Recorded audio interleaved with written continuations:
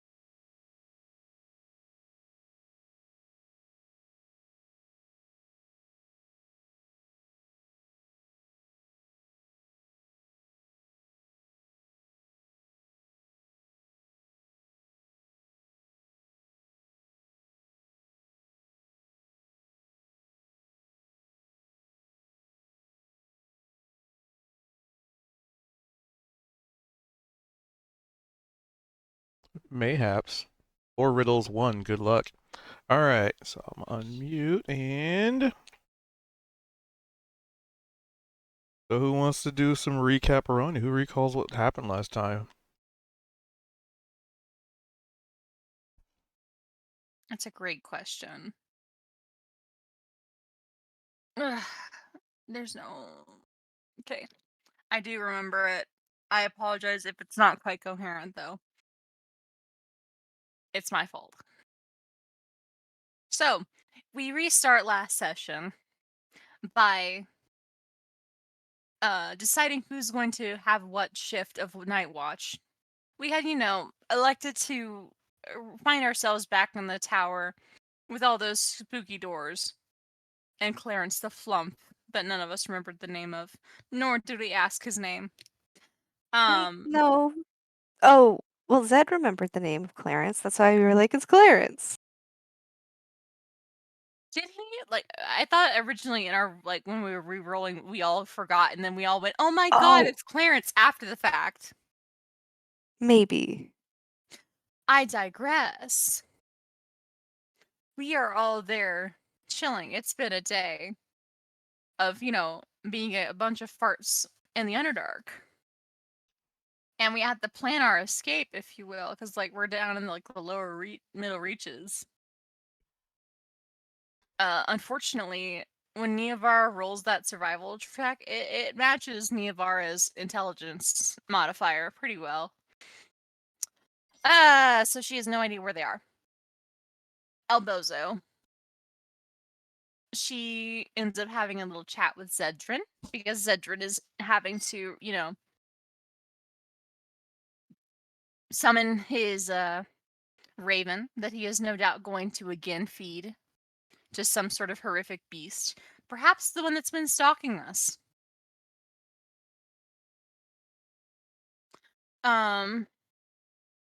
They have a little bit of a heart-to-heart, a tarot read that I think was eerily spooky for Zedrin. And Neovara is going to die, saying that it held no significance to her at all. Telling her to get in touch with her emotions and connect with people around her. What is this advice? Sacrilege. Meanwhile, Zedrin was being warned of someone looking after him, I think what it was. I think it was the Princess of Pentacles upside down.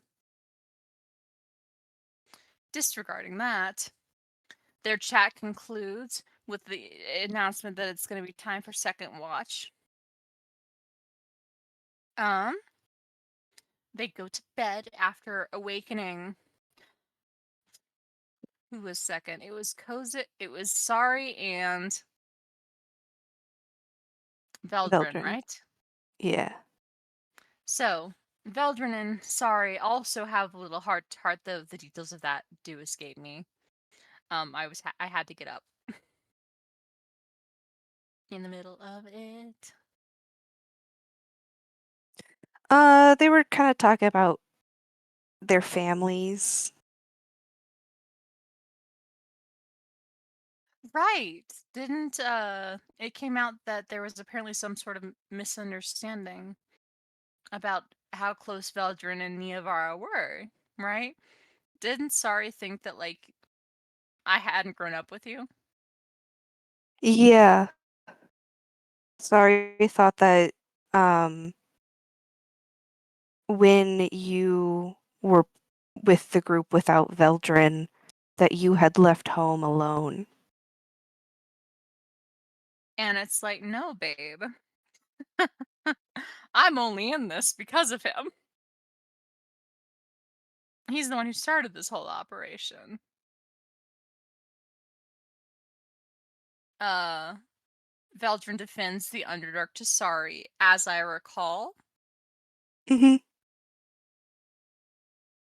Because there had been a lot of comments from a few people in the party about how like the Underdark was kind of like gross and bad, and Veldrin was like, "This is my home. I grew up here." We like it here. It's your Tatooine. It is my Tatooine. You're gonna I die am here, in- you know. Yes, likely.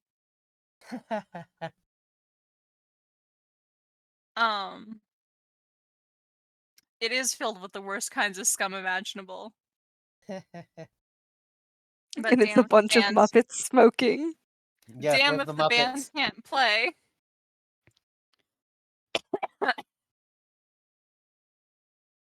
Um, Last watch is Opal and Kozik. Did they talk at all? We chatted a little bit, but I think that I had an encounter with the kitty who is the herald of the Dark Lady. And the cat was pretty interested in what was going on with Zed, Mr. Thatcher. And now Kozik is starting to have kind of an inkling that, maybe the path to the Black Diamond is closer than we think, but I'm not really sure what's going on? We woke up Zed too and talked to him, and he was like, "What? I don't know." And then he went back to sleep. Real. Uh, Niavara's fanciful thinking's turning out to be somewhat based in reality. That'd be funny.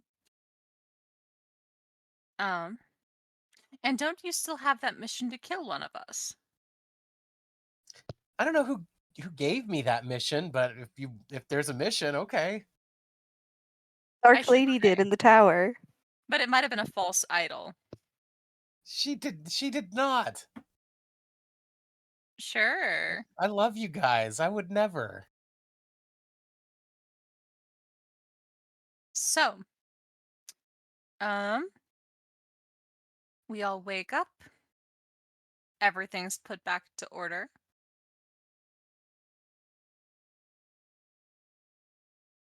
And we decide one more time that we are indeed going to get into it.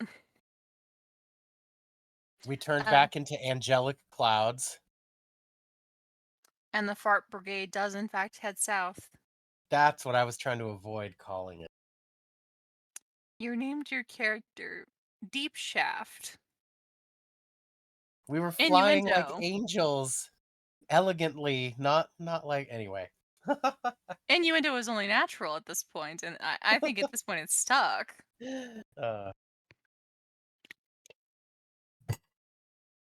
So, we head in our wind forms, and then reform as we realize that we have to keep going, right? We must keep crawling deeper into this earth in an attempt to try and find out, maybe this wizard that used to live here in this Yon Tower has answers about where either we are or a path further beyond. Also, that bird is definitely following us. What then happened was a mwah! Excellent example of D&D players at their finest. We come upon a door. The door is a demon that has been turned into a door by whoever used to be the owner of this Yon Tower. And he refuses to answer any questions before we, let him out. Which Niavara thinks is, pretty fair. And then we spend the rest of the session arguing whether or not we should. Niavara pushes I initially Kozik. didn't want to, but then I was convinced that they should probably be freed. You can't just Yes. leave him here in this evil place that you call home, but Well, it'd be like saying like, "Oh, this evil place that we call Earth," when actuality is just like, "Man, Thank you for I think you need a sorry. better Thank you for the house, and maybe submarine. we need to Appreciate go you. kill your mom." Like that's all that Veldrin and I really need. Like, we obviously have a relationship. Whatever's going on with our mother, though, woo! It's a case of like the friend joke of like, I know that you have a tumultuous and complicated relationship with your own parents. Therefore, it's my job to hate them for you because I don't have that relationship. That's the deal, right? Session but broke. the demon was elusive and evasive with their answers, and but yeah, I was able to cast a dispel magic, and we're gonna see what was gonna happen. Session ended, and here we are. Let me switch scenes for him. Alrighty.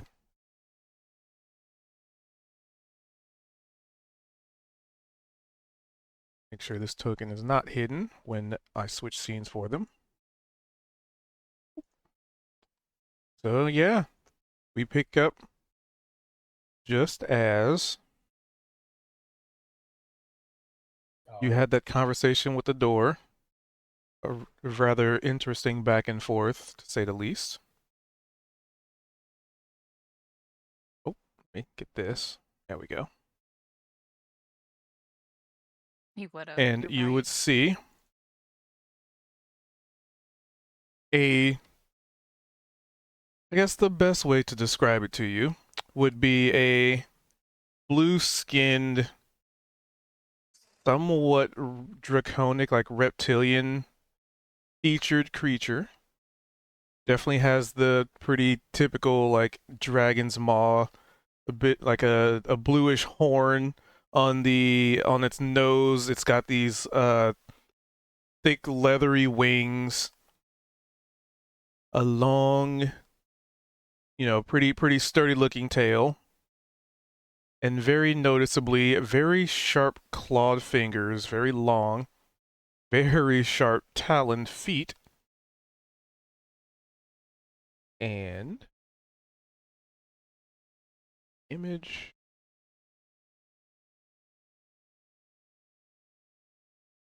What?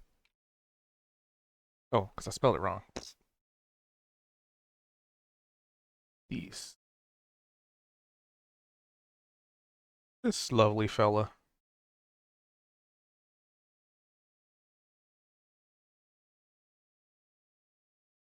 She cannot say it out loud, but in her head she's going, damn, the door did improve your features.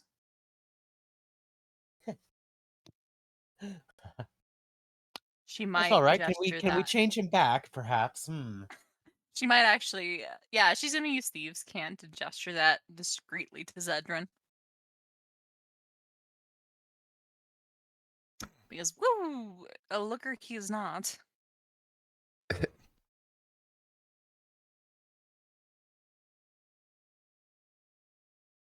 Here, unpause that.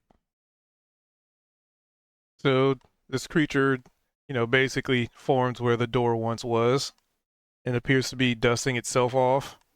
Not that it really seems to have much dust on it.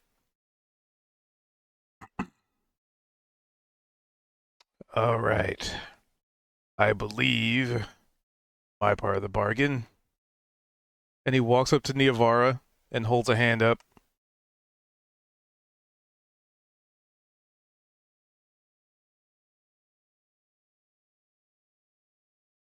Whatever do you need my hand for? Zed's gonna in Thieves Can't just kind of sign over, be like, a high five.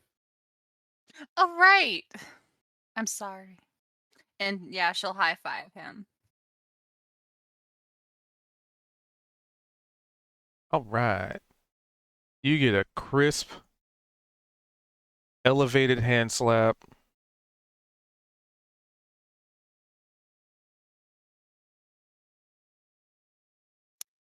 Almost, And roll me a possessed. D100.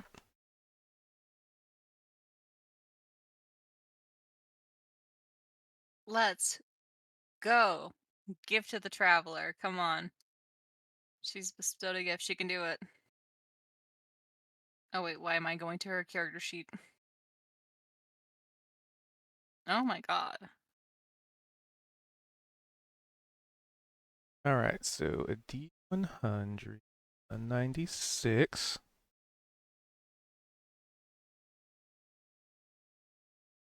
Okay, so that would be a spell slot. And roll me a D4.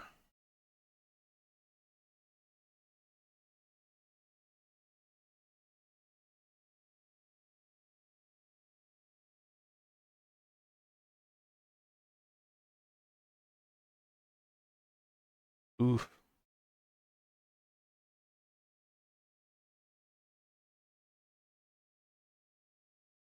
Just one.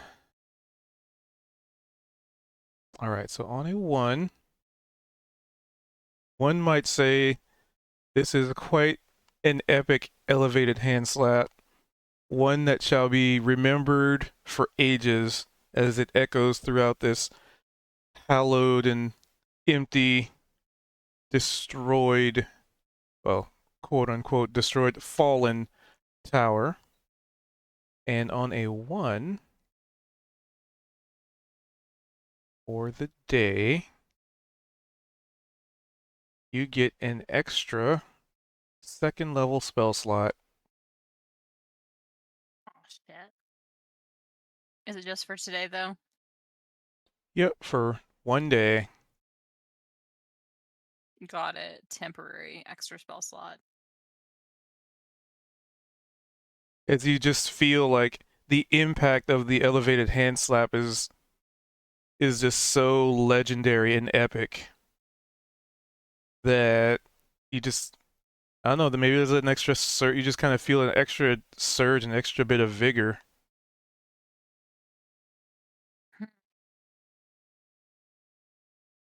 A gift bestowed then. Now, details. Who was the man that trapped you?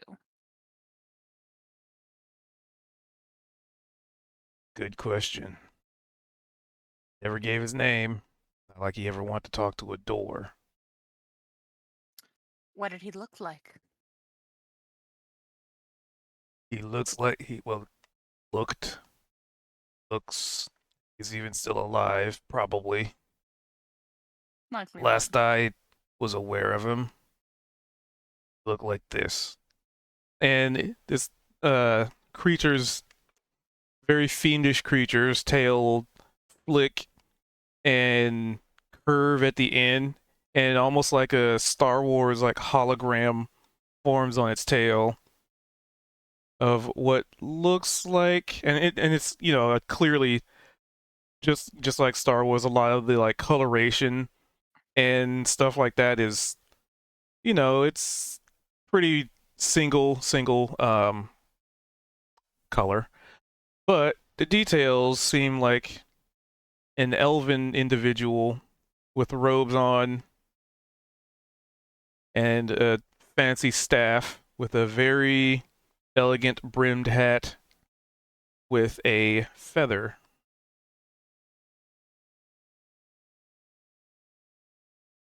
He's doing these like simultaneously, so he's showing you this and then walking up to Opal and elevates its clawed hand. My turn now? That was part of the deal. Opal will take his hand. Roll me a D100. Doom be upon me. 87. Same thing. All right. So then roll me a D4.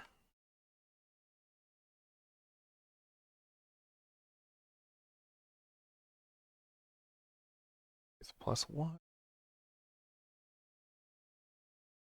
So you would get extra use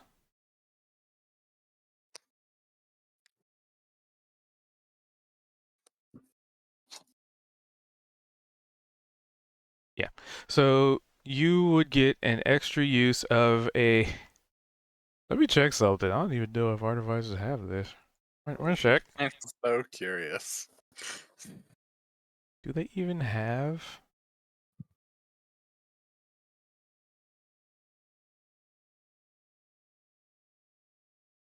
Okay, yeah, they're like half casters, so that makes sense. Okay. So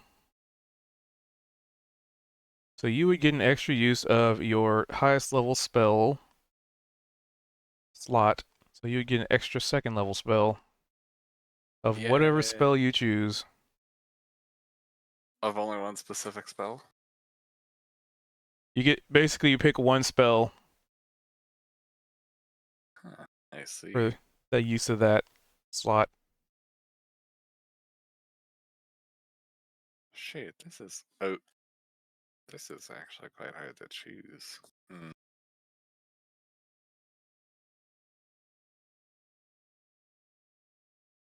And then for efficiency's sake, it'll move in between Sari, Zed, and Right. basically in the middle of everybody.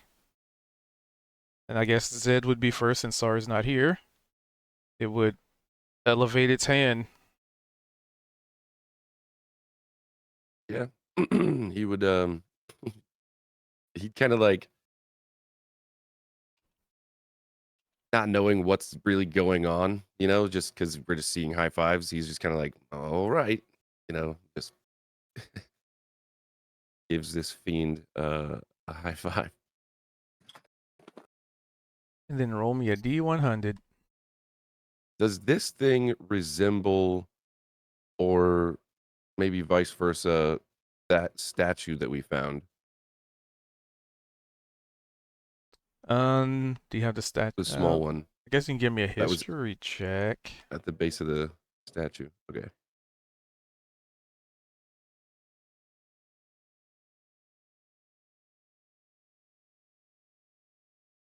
Yeah, I've got the statuette like tucked into my belt or some sort of web gear that I have on so it can be seen.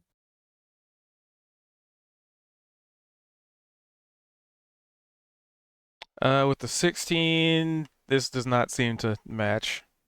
That's Dragonborn, and this is clearly not so much Dragonborn. Okay. So with a 61, roll me a D6.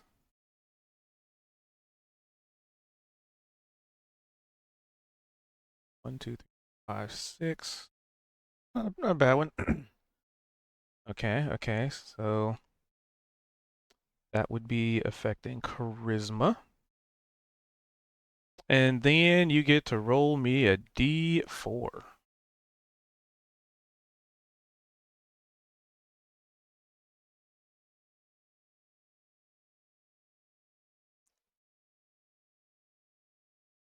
For the purpose of a single day, you get to add 4 to your charisma score. Nice. A Okay. temporary boon.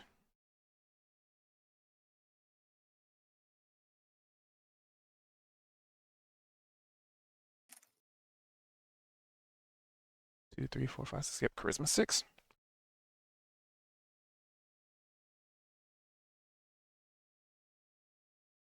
And just like Neavara felt, just this elevated hand slap is so epic.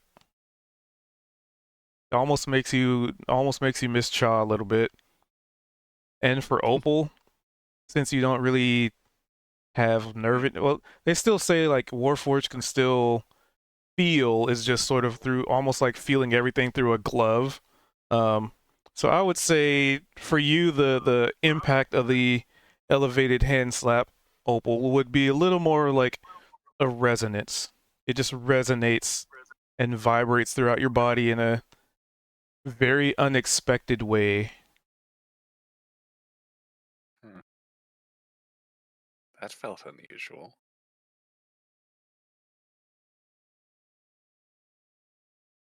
All right. And then looks to Veldrin.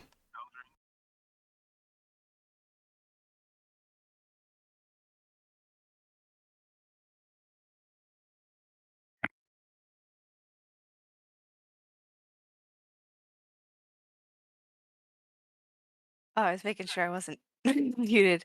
Veldrin looks at the demon. Is there any kind of catch? Or is it only good things? Deal's a deal.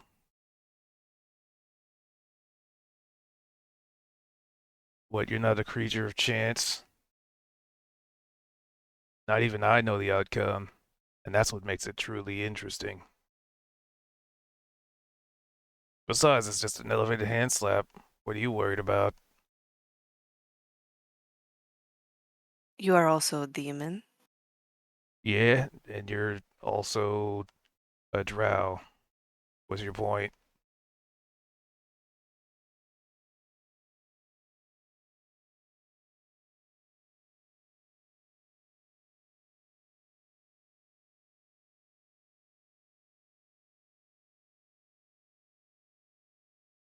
He'll hold up his hand. Elevated hand slap. Roll me a D100.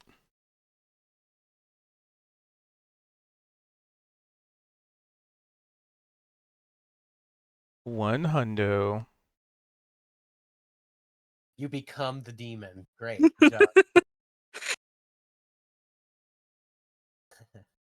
And then roll 1 hundo again. 84, so and a spell slot on top of that. All right. So first, let's resolve the 84. That is going to be, so roll me a d4.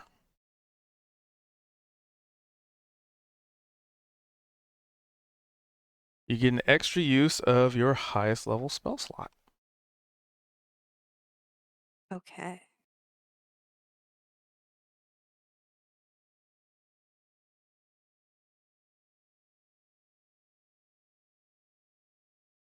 So that'd be another 4th. You are at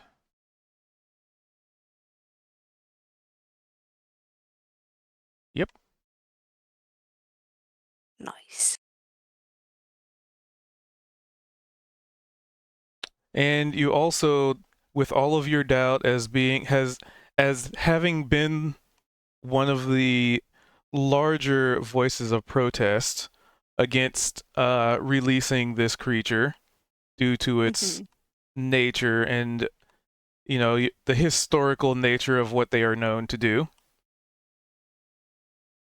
you would definitely feel kind of like a bit of a connection, like a little bit of like understanding, like when you were trying to connect with Uth Agaroth in the other room and you kind of felt some kind of a connection there. You get another one of those feelings, as it were, where it's just like, this thing and me, maybe he's not so wrong. Yeah, like maybe making you second guess it because you currently have resistance to fire.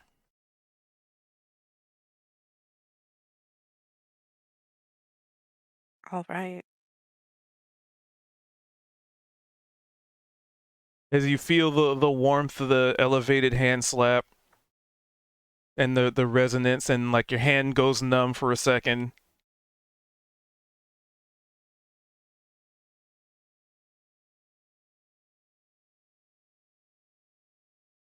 Haven't had one of those like that in a while.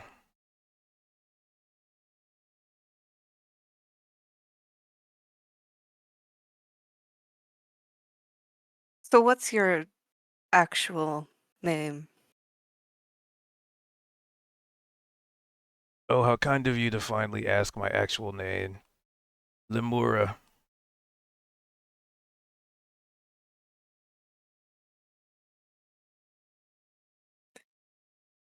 And he points to Kozik behind Zed. I mean, I could... Excuse me, sir. And he kneels down and then offers an elevated hand slap because it has to be elevated. Right. Well, fiend, I'm glad to see you're back among the realm of the mobile creatures, and I will take part in this fiendish ritual you have. And I smack his hand. And roll me a D100. Okay.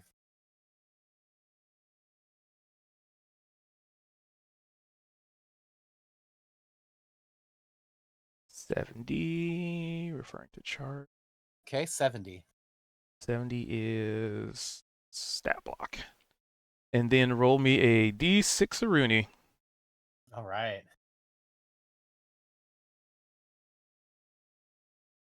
4. Big 4. 2, 3, 4. And then you get to roll me a D4.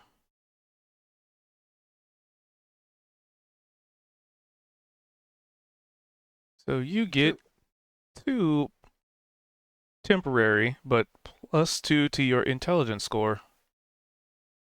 Oh, and I Uh, need it. And I say, indubitably, just out of nowhere. oh yeah, he has a that was his dump stat. That's funny. Good word for Scrabble, dude. Yeah, so as We- soon as the elevated hand slap connects, you just get a flash of insight. You suddenly just able to recall information just a little bit better. Like your mind feels a little sharper. Maybe something in that impact like jarred a nerve in your psyche.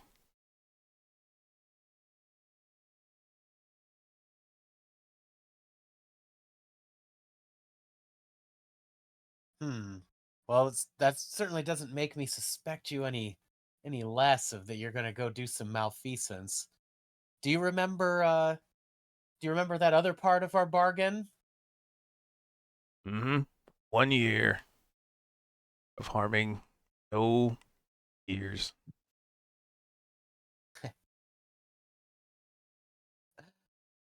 So it's nice to meet a fiend of his word.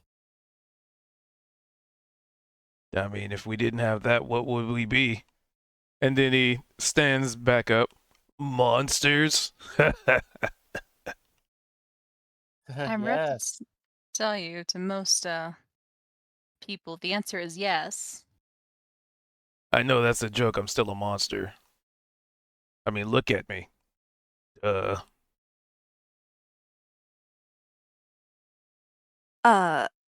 do you spell the demon's name? Leemura.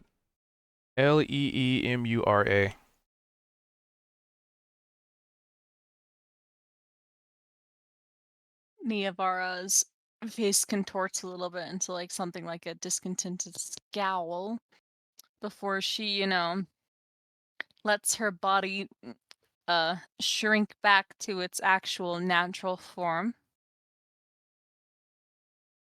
And she pauses, lets it sink in, and says, I don't actually think that we are monsters.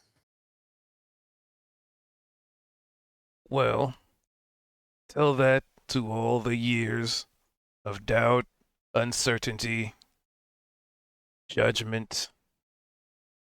You get numb to it after a while, and you just accept it. Oh, don't doubt me. I know all those things too, and I probably have done the things to make me worthy of the title. I just think they're wrong in that we're not it. We're not determined to be it. You can accept the title or you can reject it.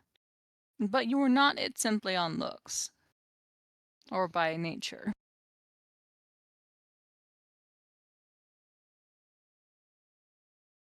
Yeah, it's a matter of opinion. Mhm. Eh, I mean, I think it's why renounce something as different that sets you apart from other things? They call us monsters, but is that really a negative title? It's only the connotation you could give it, right?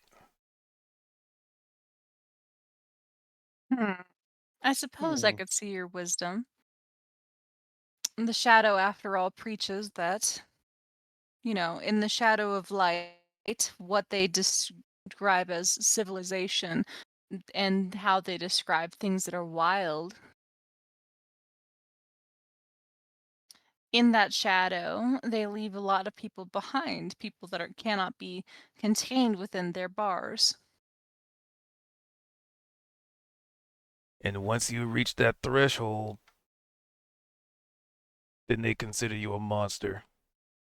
And I've lived long enough to see the most statuesque people doing more gruesome things than I can think I would want to do. Really? He looks at Kozik. Don't get me wrong, killing things is quite entertaining. Torturing that has its merits. Hmm.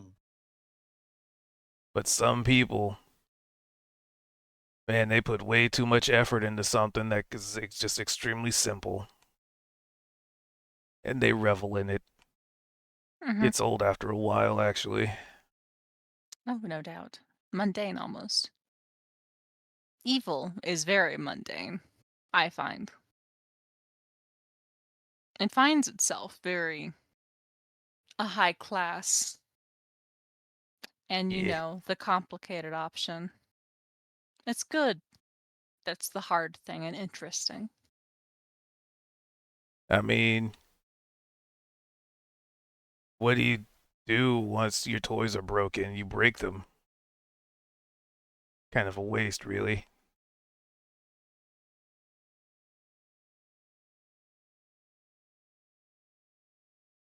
Hmm. Hmm. My mother would say you gather new ones. But, again, that's sort of wasteful, nor does it give them the proper sort of, the word is escaping me, the respect that they deserve. They're not toys, they were people. Although, and she smiles, you're from where I'm guessing you're from, I imagine that Zariel's incapable of knowing such a thing. Yeah, there's a lot of things that don't get known.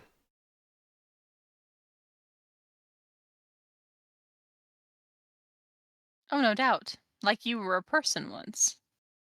Probably. I still am a person. What are you talking about? My apologies.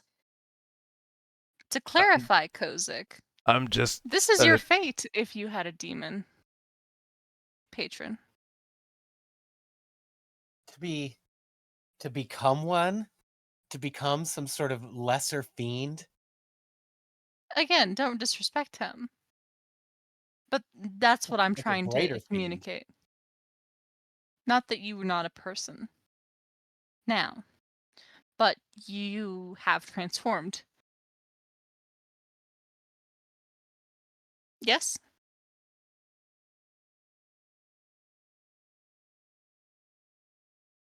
Is this fiend a creature transformed? Or born of hell? Nope, I'm definitely a native. Damn. Hmm. And she slumps a little bit. I mean, I have seen people conform. It ain't pretty. And that's coming from me.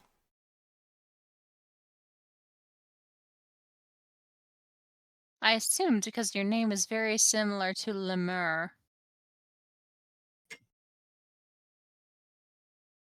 That's the name I work with.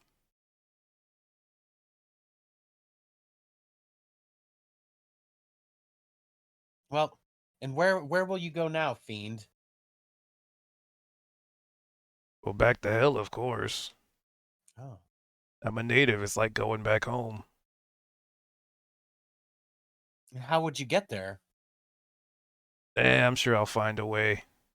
I've been a door long enough to consider different methods. Besides, I highly doubt wherever I am is really going to prove to be much of a problem for me.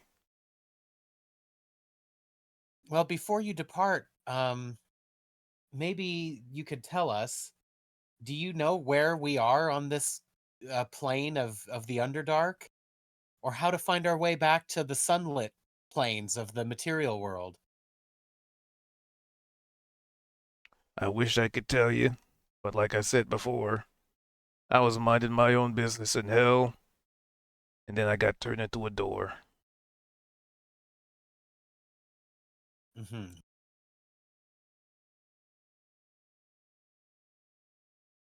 Hmm.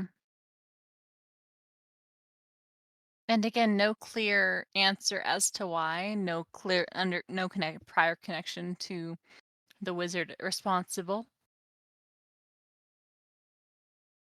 How do I explain this? He folds his legs, sitting down, and draws in some like dirt and dust, And it's very simplistic drawings, like little stickmen. Okay, here's how this usually works. This, and he draws a stick man with a triangle on its head like a pointy hat. That's a wizard. You know, they cast spells, does the wooja wooja as they call it, and he wiggles his fingers, very terrifyingly long claws. And this, and then he draws like a little circle with like an X on it, is a summoning circle, right? This guy puts magic into this thing, and then he draws another stick figure with like horns. And if you're the lucky participant, sometimes unwillingly, you get to just be randomly selected.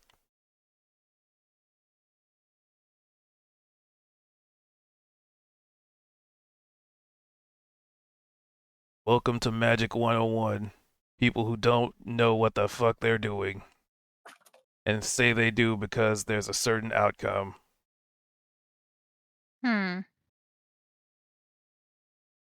Well, I certainly would not fall to be one of those people. The divine, sure. The arcane. No. But he summoned you from hell. Just to make you adore. I guess I got to be one of the lucky winners. Seems that wizards, and especially a wizard who maintains a castle keep, they might often do something just out of vanity. Summon a demon, turn him into a door, just to prove that they could. And why do you think I aptly named him Asshole? Just so, yes. But he's long gone now. No doubt dead. I get the last laugh. Not like I age like they do. Nope.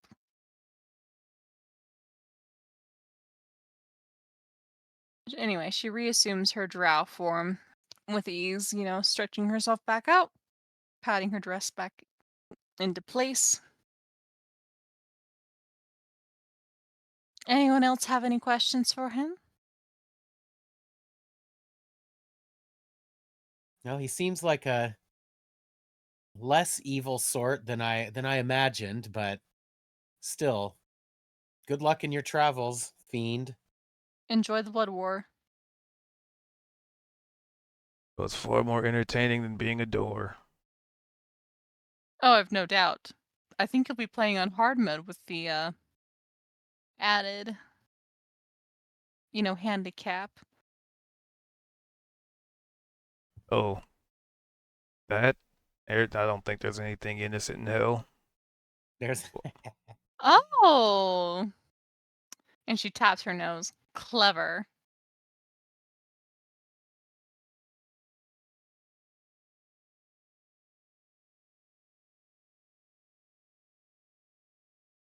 She glances to Opal. Yes. Any questions for our buddy here? None off the top of my head now.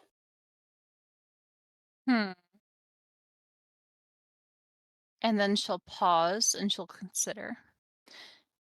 And then go, can you point me to the cavern that you feel, like the direction in the cavern, that if I walk would lead me upwards? I'd probably say up then. No. Not that. If I could walk. Must be able to walk.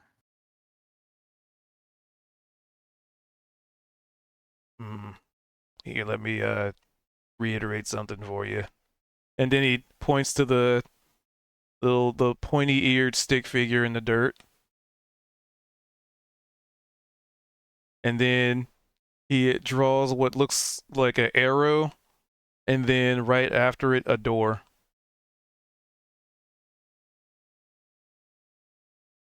see. It was worth trying.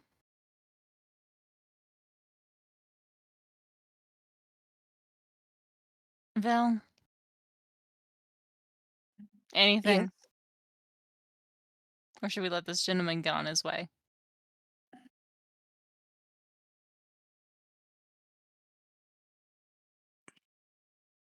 I don't think any records survived, so there's nothing that I could ask for. So, okay, wait. Did we actually see what his wizard looked like, or did we just see like a hologram slash what he drew in the sand? You saw the features, like the hologram, because in the sand he just drew stick figures. On his tail was like a a hologram that didn't really have any like color to it, just like a single color. So a lot of like minor details weren't there. So, what was it, a dragonborn, or was it a human or elf? Seemed elven because the pointy ears.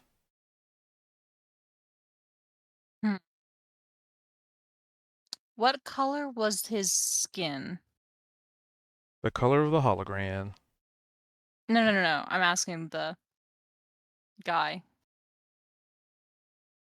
Oh. Let's see. And he looks around the group, and so you're back to Drow. Mhm. That color. Ah, so I was right. This is some sort of drow. This is Bastard. the Underdark. Yes, but they were, exterminated 500 years ago or so. Hmm. And Yeah, yet they kind of there's fucked up. a whole city of folk that you. Yes, one city of survivors. It wasn't Mhm. even built back then.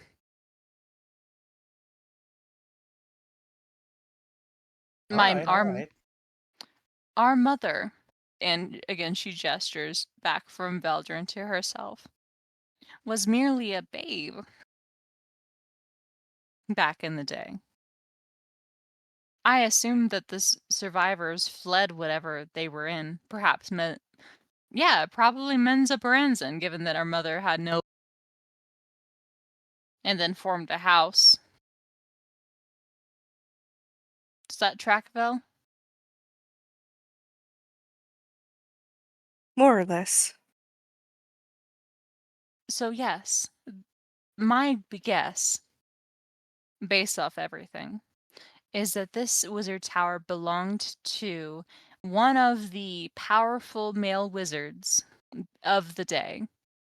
And no doubt he was murdered when the humans came to eradicate the drow. Perhaps we could find a ghost. Other than that,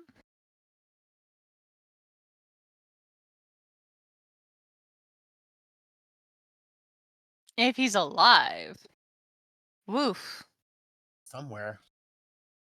wouldn't that be funny? Well, if he is alive, turn him I'll kick into him a in the door ass for for me. you. I have far more advanced things to do for him. Worry not. I mean, if you're into that kind of thing, I don't judge. I'm from hell. I will explain why this is personal, my dear. I was raised by these people. I do consider them my mother, but I also know that what they have done to me is, how do we say it? Unforgivable. So to see another person in my situation, in a sense, it does hit close to home. I can use their training on themselves, is what I'm saying. So Either you're way. gonna try and wipe them out again? Good on you.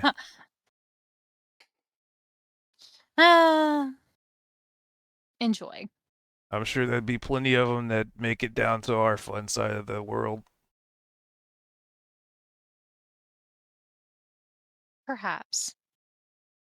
If we find any, we'll send them your way. If we find his master, I should say. And we'll tell them the Bye. Fell Company sent them. Yeah. Bye. Now you're on to it. There you go. Embrace it. I know no other way.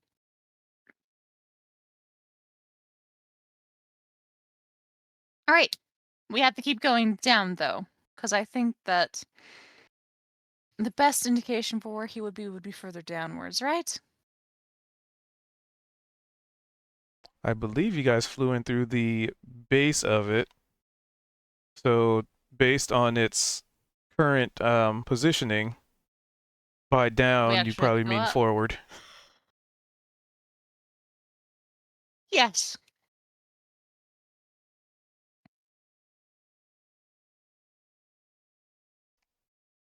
All right. Well, Good luck. If you're going to keep traveling with us for a hot minute, that would be also funny. yeah, that would be funny. As he's walking towards the hole,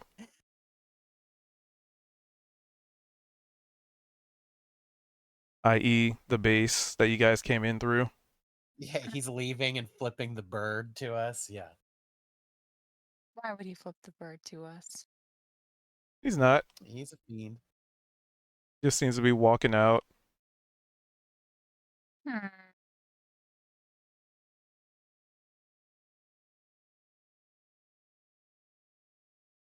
So he walks past you guys and pretty much just turns the quote unquote corner, and he's effectively just out of sight.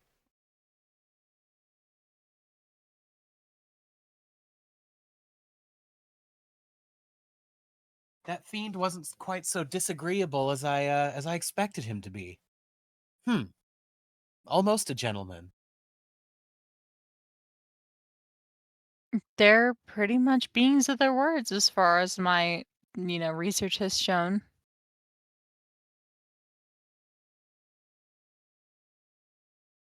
Why do you think so many humans make deals with them? Not unlike you've made with your mistress.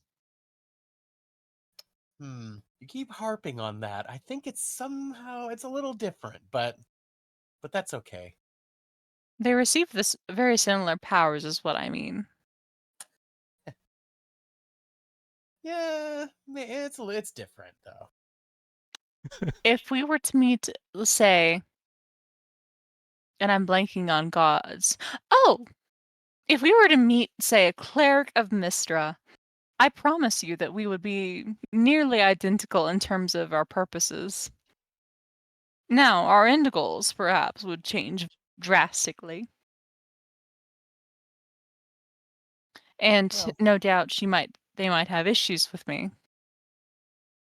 But there would be more in common between us than, say, between myself and Sari.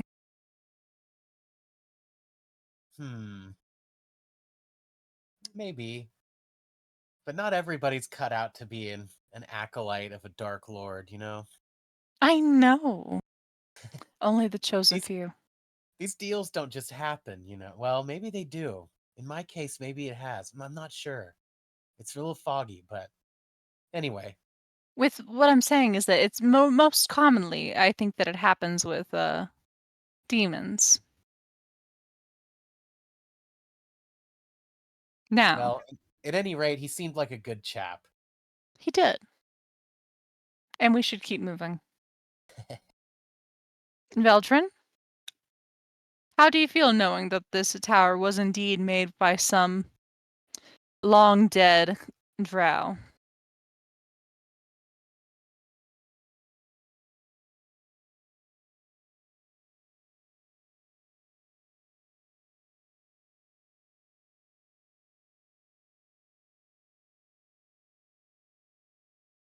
I take your I silence had to to go close my I had to go close my bedroom door.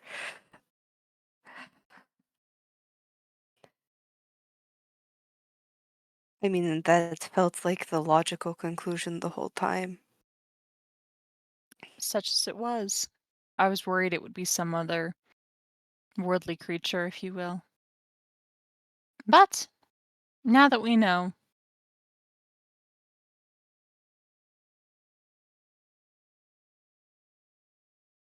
shall we?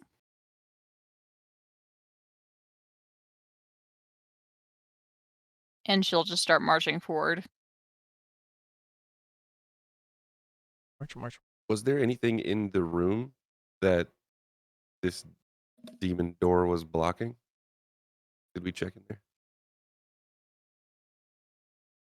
So looking into the room, because nobody really looked, seems to be sitting inside what looks like a cushy couch, a nice little like a little candle holder where there's no, it's been burned down and the wax is all melted and basically used, and like a little table next to it that looks like you'd put almost like just like a lounge, right? It's somewhat colorful at this point. Like everything looks thrown all over the place though. Probably, rightly so, considering the house fell over. But it's like a couch, like a table, little busted like candle holder. Looks like there may have been some other stuff in here that time has claimed, time and entropy.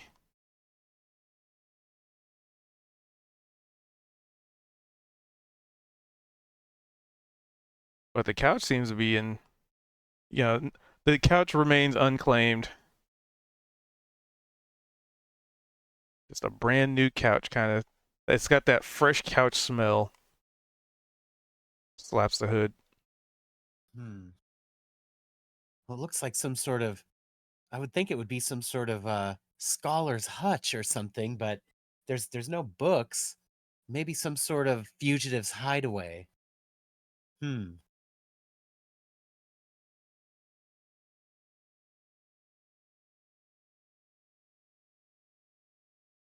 Well, I'll go take a seat on the couch. So Kozik roams on in, takes a seat, and it is very comfortable. Gosh. Amidst all this waste and destruction, this sort of underground wilderness, to see such comfort. Doesn't anybody else want to have a seat?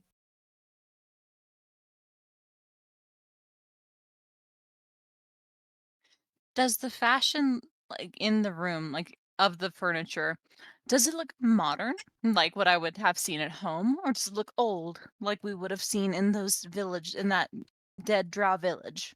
Give me a history check, because everything is like thrown about too.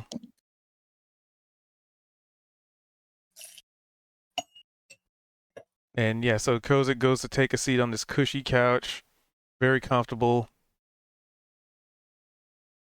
And then you see Lemura's head poke around the corner and say, "Oh, by the way, the couch is a mimic."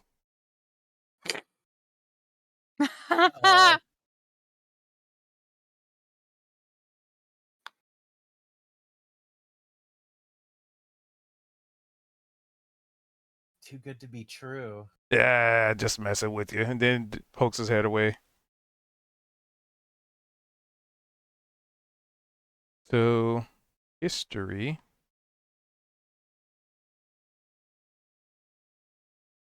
The general art style, yeah,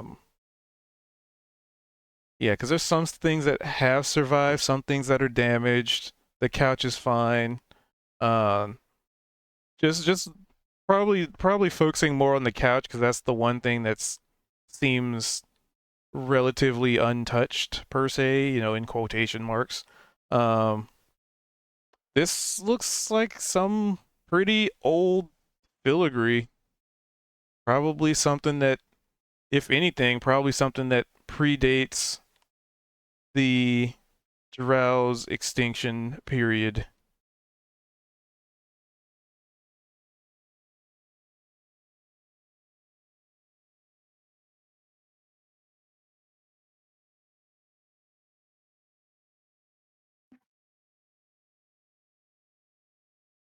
I thought only dwarves could make something so nice. I wonder who did make this. Neovar glances to Veldren. At the comment, she's like, but she'll look to Veldren for confirmation. Of that information. Yeah, because like she rolled a 6. Oh yeah, he would have explained that to her. He would probably liken it to like this is the furniture that's like in the old family paintings. Well, Kozik, I'll have you know that Drow are actually master craftsmen. There aren't many craftsmen left, but there are. So this is in the classical drow style? Yeah. Yeah. Wow. The upholsteries, the tack work is just exquisite. One of the cool things, and I wish that I'd actually been given a set. It's drow leather armor. It has advantages to stealth. It lets you move more silently. It's actually has been, enchanted with the magic of the Underdark itself. But I was not worthy enough for one of those sets. Well, we dwarves were never taught that the drow had such a facility with textiles and with fine things. I don't know if you've noticed this, my dear. What facility? It doesn't exist anymore. Well, okay, had then. You also would have killed all those people that made things. So, why Well, bother teaching about it? well, it's nice to have a rich portrait of one's past, I guess. It's a virtue in its own right.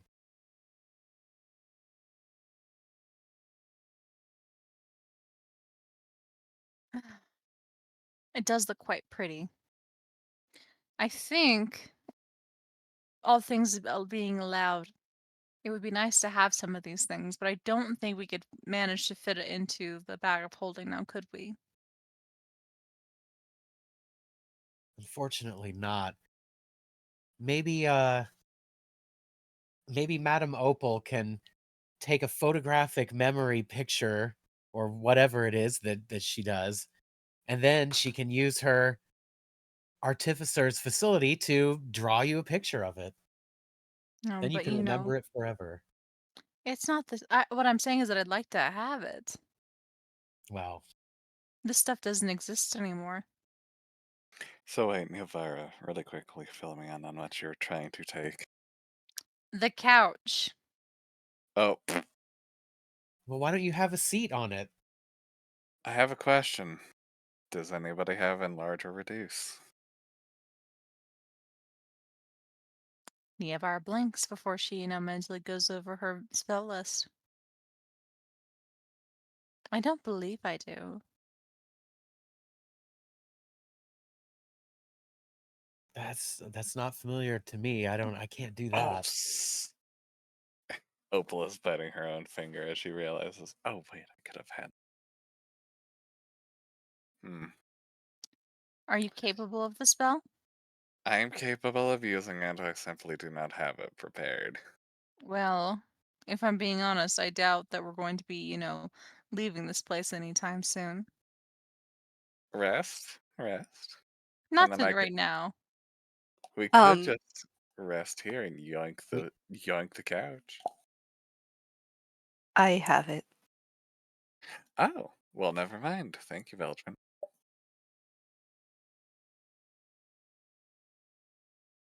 Is there Otherwise, I was anything? going to suggest that we could disassemble it like a siege weapon and each carry a piece of it with us. You and I both have bags of holding. Is there anything else valuable in the room? And Neobara is going to do like a perception check.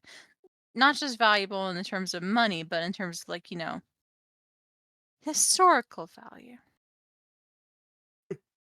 Oh my god. Wow. Look at all those modifiers. And look at the big old fat failure. A plus 11 and still a natural one. Oh my god.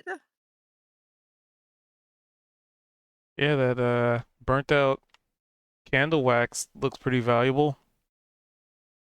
It's got to be, right? Hmm. Do you not have any inspiration, Neovira? No. Hmm. You know what? In an act of inspiring her, Opal will assist her in looking around the room for anything else valuable Oh, to an Neovira. aid. Yes. No, this is me giving you inspiration as well. Oh.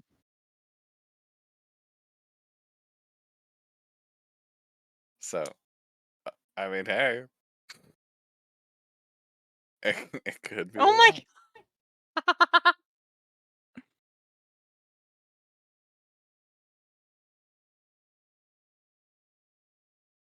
Yeah, that wax candle's probably not worth it on second thought.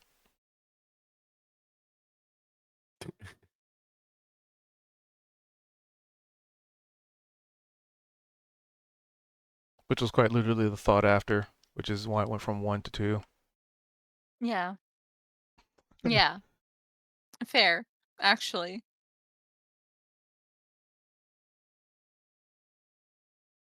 A 13. Oof. Well, at least it wasn't in that one.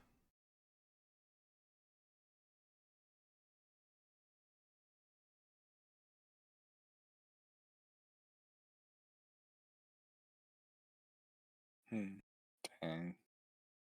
That's rough, man. All right. So we got Kozik sitting on the couch, Neovar looking around, Opal. Opaling? Assisting the best she can. We got Veldrining, whatever that may be. And so what's Veldrin doing in all this? He would be looking for some kind of indication of who was here before.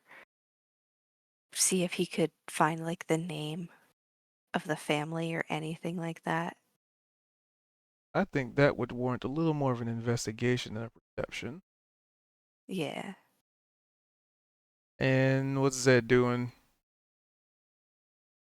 He's looking around as well, but he's not familiar with any of these things like Neovara and Veldrin, so I think he's more just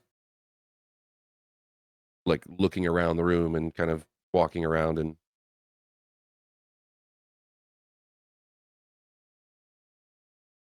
gathering right. it all in. I don't know. Taking in the scene.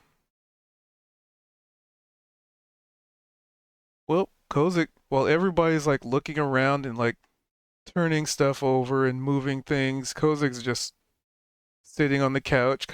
I'm guessing you're doing like a little bit of the what's it called, the dad lean, the nap time dad lean, where you're just kind of I'm- reclined back, hands folded over your stomach. Oh, that sounds about right. I'm luxuriating for sure.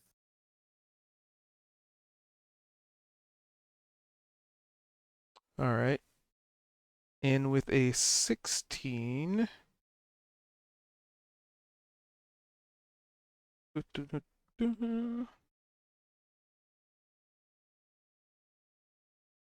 And you're looking for like any context to whom. Yes.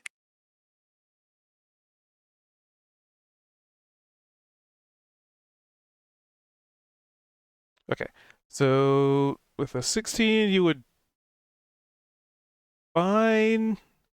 I would say you would find maybe like a rusty piece of metal that looks like it had, the what's it, the coat of arms symbol of a house on it.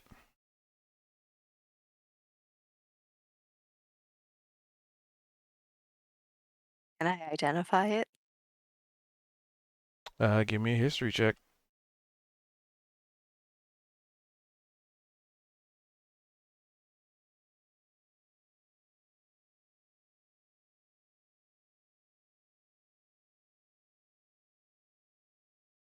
Hmm. Ah. Let's see. With a natural 1, you put your thoughts together. You're referencing historical events and names. And the only one that comes to mind is House Iridescent.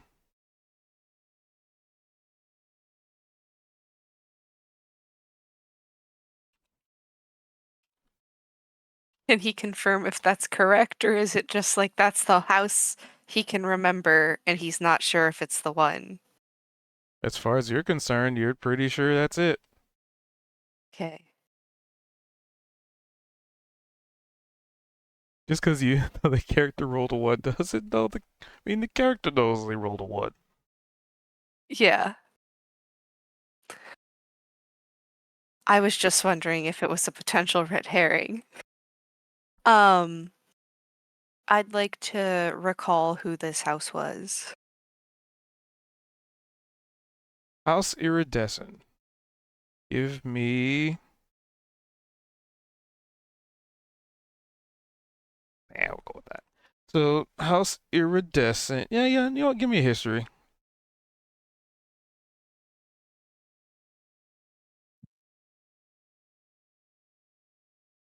Yep, because the DC's higher now. Because it's trying to recall the same thing that you're certain of already. So, with a 13, House Iridescent. You're pretty sure they flew airships in the Underdark.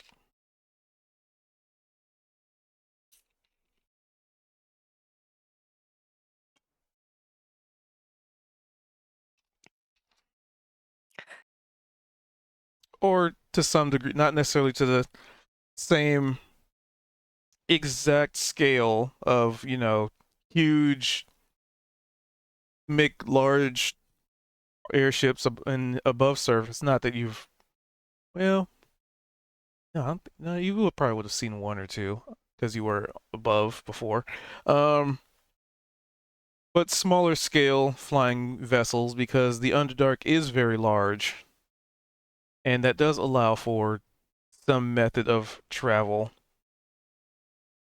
So it wouldn't, necessarily be unheard of for there to be a house that was dedicated to more rapid transport. And not even Last necessarily just for like sky, like, they would also have partaken of, seafaring kind of stuff too. last night, did anybody get eyes on what it was that was flying above us?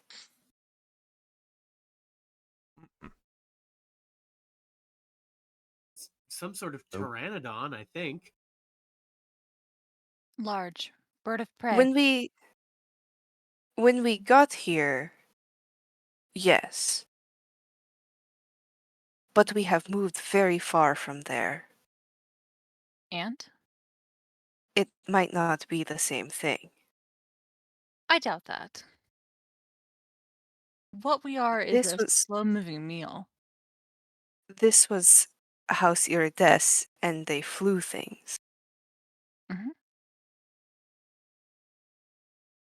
Oh wait, cool. Do we know any of their survivors, or are they all dead?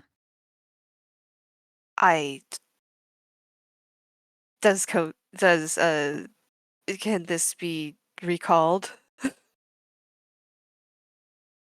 Let's see. With a natural one, you're so sure that they've got to still be around. Oh, Yes, Levar, there were survivors. I'm also gonna do the history check because, like, has she heard of them? It's not a nat one, Yeah, it's nor definitely is not. it a 2. You are correct. It is neither of those things.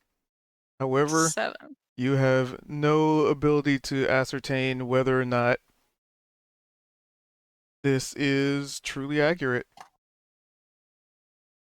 This is the only Mm. this is the only time kind of the first time maybe you've heard of it. The name's not familiar to me, and I traveled more in drow circles.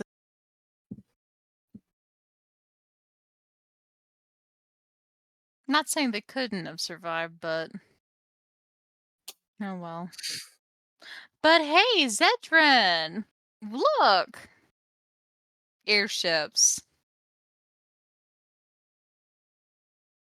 Granted, these are probably all gonna be like rotted to the core.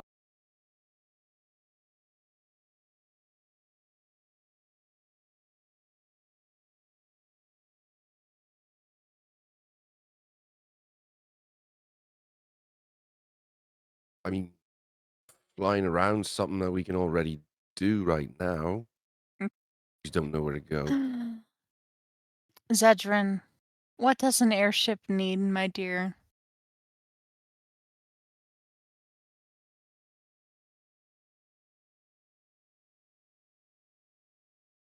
A path I, to the surface. I'd hope so. Exactly, so there must be a what nearby? If this is their home, like the tower.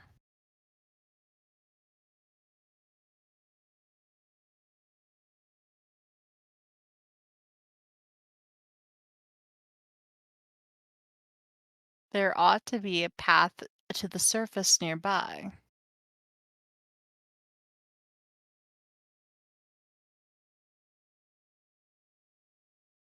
Oh, that's good. I don't know about Underdark stuff.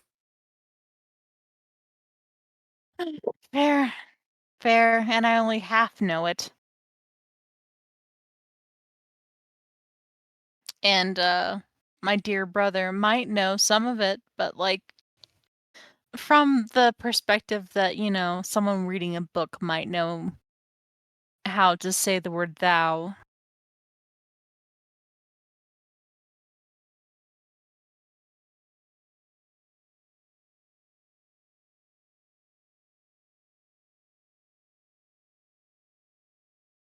So why is this couch here? Veldrin did shrink it, by the way.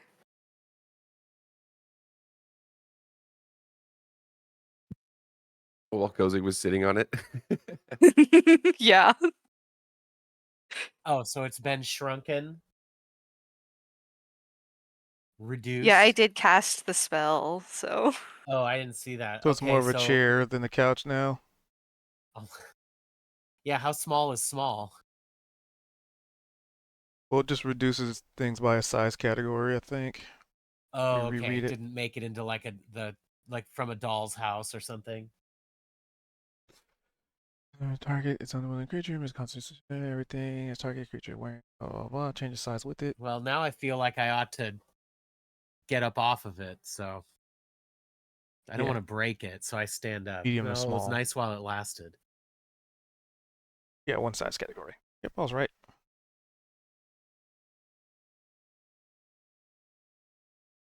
So now you have a chair-sized couch.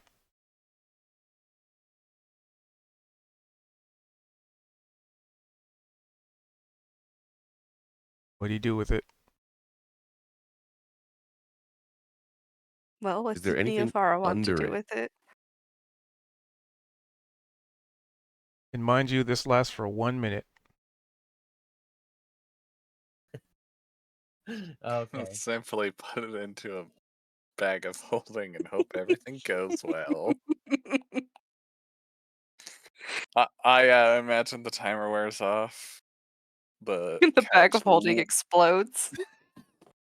No, I was more thinking the next time we take it out, whoever has the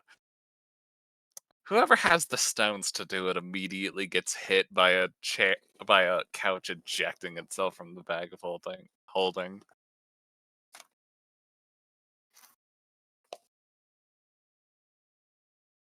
I'm so curious. But yes, Nuvara, what do you want the couch for?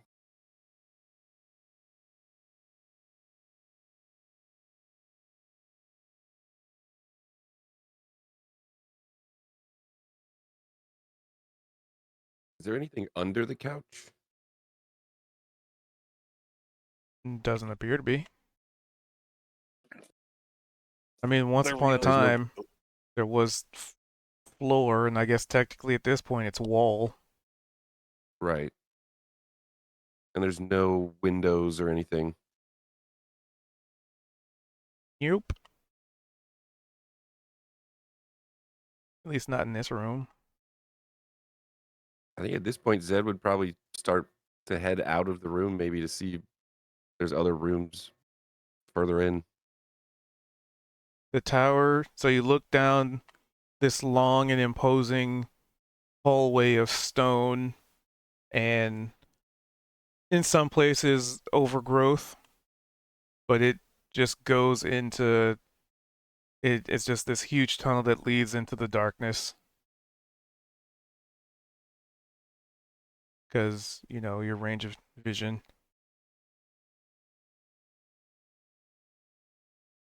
Does it look like there's another doorway or anything like that within line of sight? Let's see, are you 30 or 60? I'm pretty sure I've got 60. Because it's not in here. The item. Item is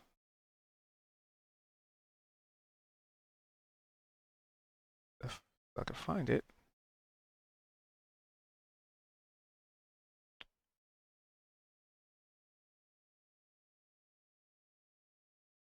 I wish the icons didn't mess up.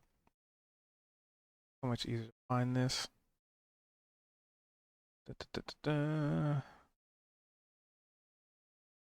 There it is. Oh, let's see. 60. Okay.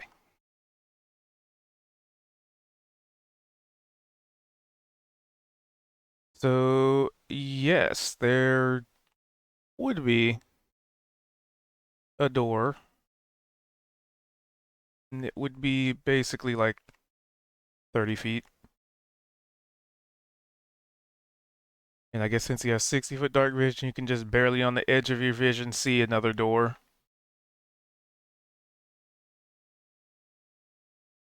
So Zed's gonna kind of be in the doorway, just maybe standing right outside of the door, just looking down what is now a stone tunnel. And he'll kind of like stick his head back in. It looks like it's pretty much designed the same. Door every about 30 feet or so.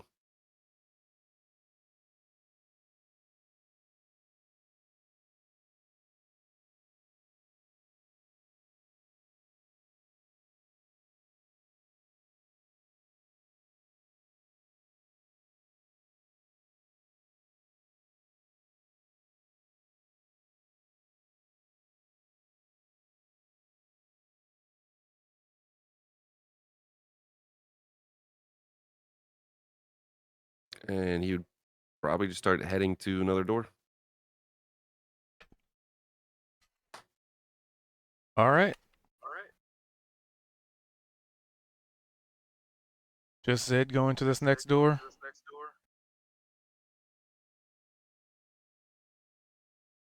No, I mean I'll go too. Now that I can't sit on the couch anymore, I should probably leave.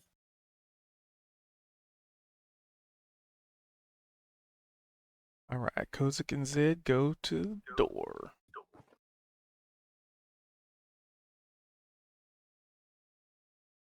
So this door is a door. But interestingly enough, due to the situation you're in, this door is on the floor. Ah.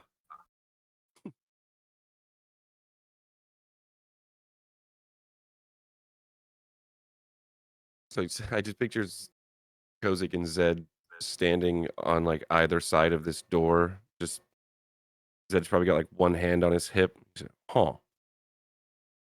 So Hmm. I guess we're gonna have to fall into this one. Well, can we get the door open? Zed'll kneel down and see if it's locked. Um, it seems to be not locked, but it also seems to not open. And Kozik, there's a bit of an echo.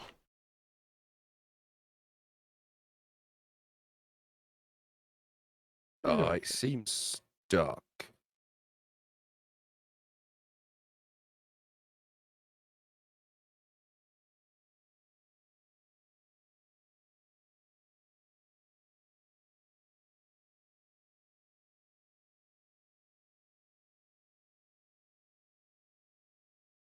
So he can't. The door just won't open, I guess. It will not open.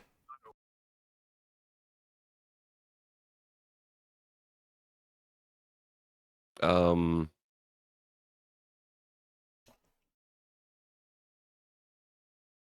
I get he'll stand up and not like stomp on it trying to destroy it, but just kind of step on it a couple times to see if it seems like something is resting up against it, holding it shut. Does it make like a more thumping sort of sound or like a hollow, I don't know if that makes sense. So you step on it, and it gives a little bit, but there's something on the other side of it. Okay.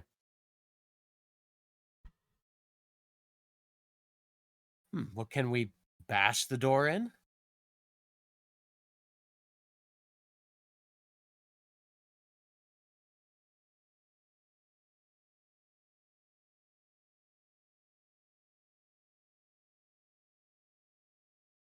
What if I hit it with my +1 light hammer? Do you hit it?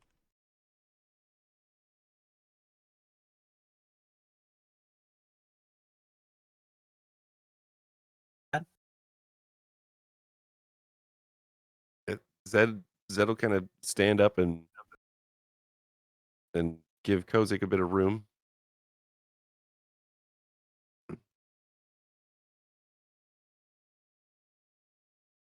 All right, it feels exquisitely light in my hand, this hammer, and I give the door a whack.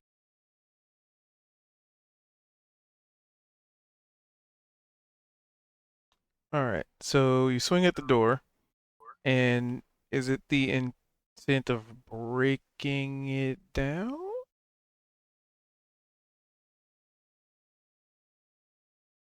Kind of what it sounds like? Because that would be an athletics check. Oh, okay. Use athletics for interacting with objects like that. Could I assist him if we were both trying to like bash this in? Yeah. Skill check. Yep.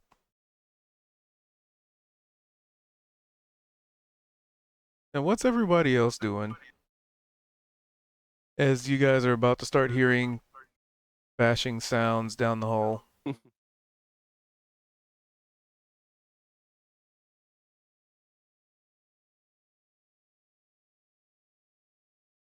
think you do it with everybody stepped advantage because I AFK. was assisting you if you want. Yep, so roll again.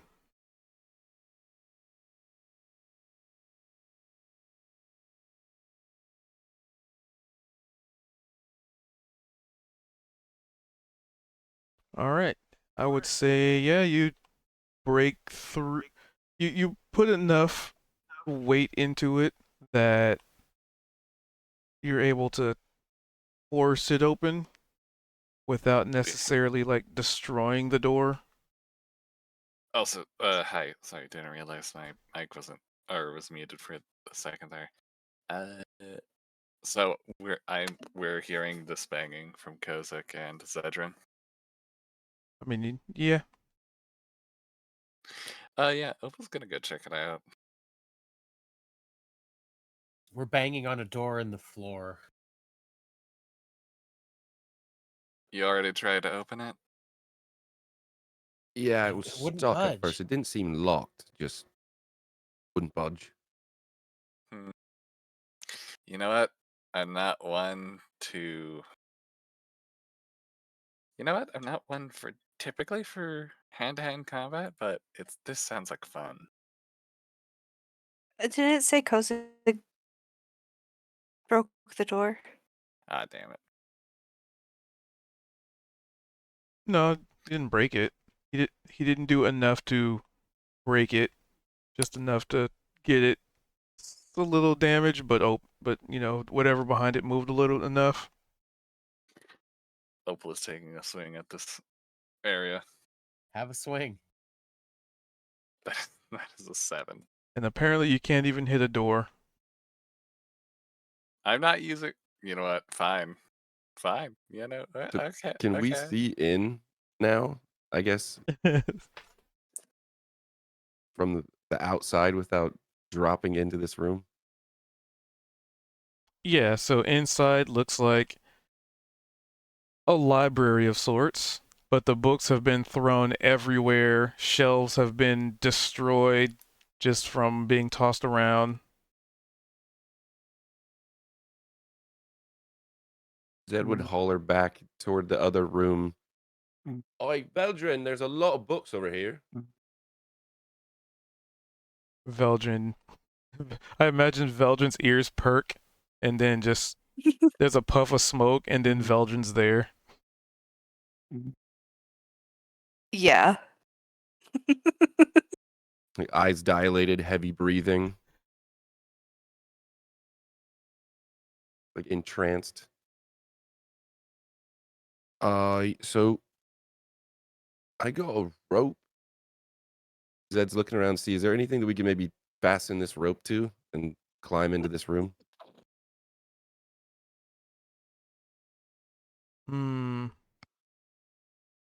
In here, nothing that seems stable.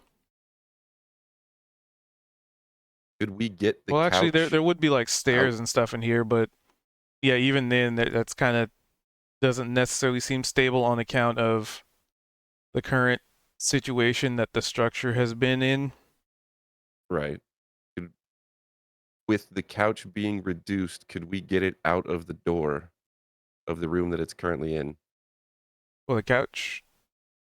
Yeah. Well, that was only 1 minute, so you guys had 1 minute to figure out what to do with that couch. So you didn't decide on what to do in that 1 minute. It's back to normal. Oh no! The moment that Veldrin would have shrunk it, Opal's just immediately shoving that into her bag of holding. Okay. Here's hoping it doesn't grow to its maximum size and immediately destroy my bag of holding. I'm fairly certain that would cause some spatial issues. Yeah, usually if a bag of holding is destroyed, then all the contents spill out. And would after that minute anything happen to my bag of holding? I mean, if it's destroyed, it's destroyed. Oh. I guess we'll see.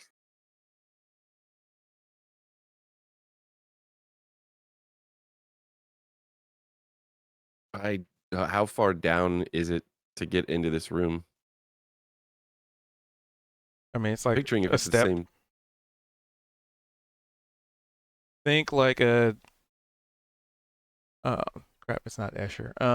Is it Escher? The one with the stairs everywhere? Mm-hmm. So we could walk into the room?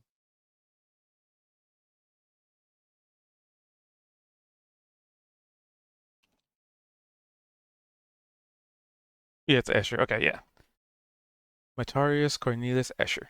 Yeah, it's basically like an Escher kind of thing where it's like you're standing, like from your perspective, you're standing up straight, but it kind of looks like from like to enter you would have to jump in.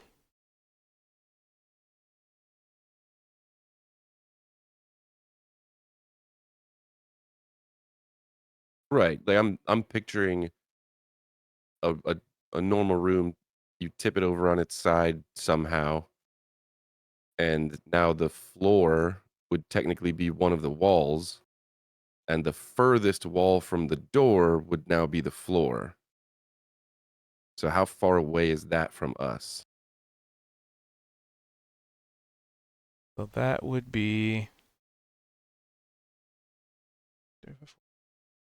about 45 feet. Okay. It's a big room. Rope. Yeah. So Zed has rope. I guess he could hold on to it and someone could try and climb in. I guess Veldrin might want to try and climb in to get some of these books. He also has the best dark vision. He has 120 feet. And there we have it then.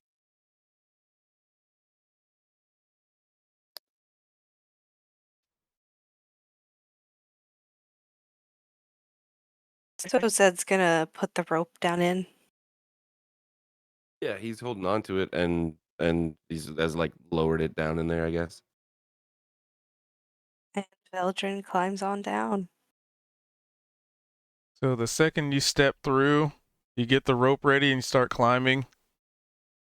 Gravity immediately takes over. And you find yourself crawling on the floor.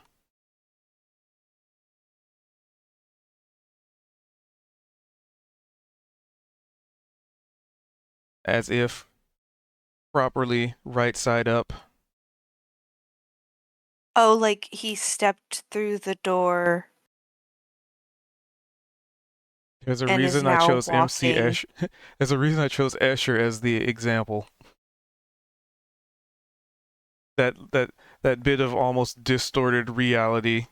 You walk one way, but it seems natural to you. But when you're outside, Mhm. it seems awkward and different at a different angle. Why did I say MC Escher? Well, yeah, Matarius Cornelius, yeah, MC. He's gonna take a few more steps in. You mean crawls in? Are you still? Yeah. Or- Or no, he would stand up and yeah. Yeah, so when you stand up, it kind of looks like everybody else is on the floor. Like looking up at Veldrin through a hole in the floor. Or be So think of it as yeah. the perspective is dependent on who's looking where. Yeah. Zed would kind of like scratch his head a little bit, but then he would just kind of awkwardly step in, not knowing how that's supposed to work. So you feel like you're gonna just like when you step in, you just looking at it from your perspective, it feels like or it looks like you're gonna take a step and like fall through the floor, like fall through the door and like fall into like the other the other side of the wall. But when you actually take the step in, it's just like a better description. You know those old like pop-up books? Imagine that. It's like flat and then you turn the page and then the image changes and it's kind of like you take a step and you're just like whoop. Auto-corrected, dimensional auto-correction. And the little one does a little sneeze.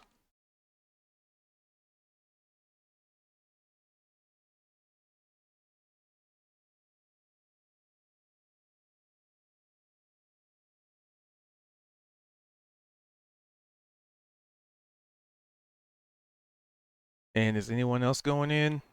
Or I should say anyone else jumping in, quote unquote?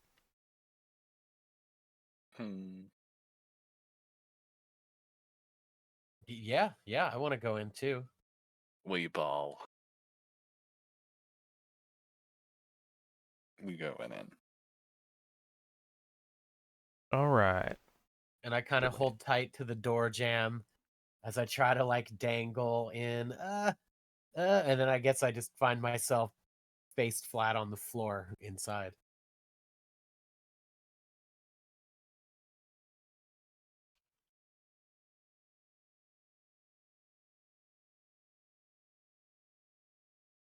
All right. Bang. There we go. All right, so it sounds like everybody goes in. Yeah, you were greeted with what appears to be a destroyed library. Books everywhere, pages flung from pages torn out.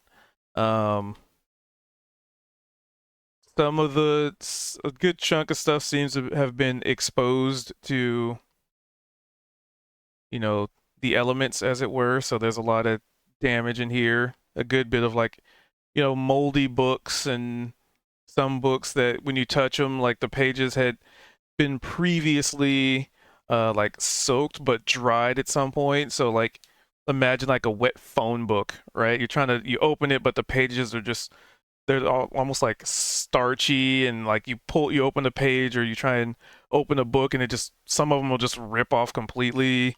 Um, And it's like fluffy. It's like 3 times the width that it should be because the pages are all. yeah, those two. And that's just, you know, preliminary, like walking in, kicking things around. You get the feeling that some of some of these books reacted differently to being exposed to the elements.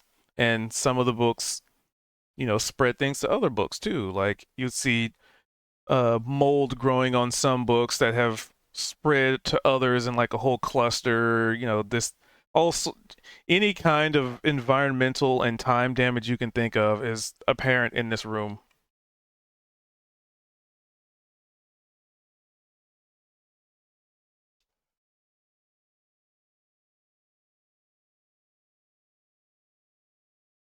But yeah, destroy library.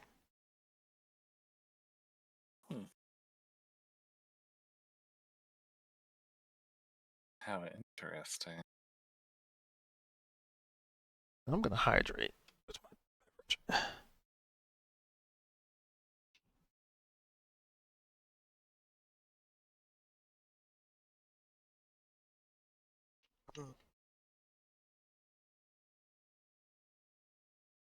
And I believe everybody except for Opal has dark vision. Oh, damn it. Sometimes I forget I don't have that.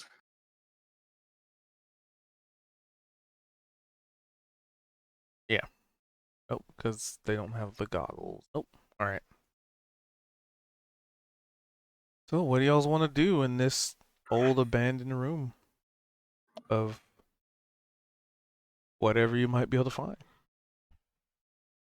Are there any books in that any of the spines show like any dwarven writing or anything? Give me a perception, because you're looking for. Yeah, yeah, perception.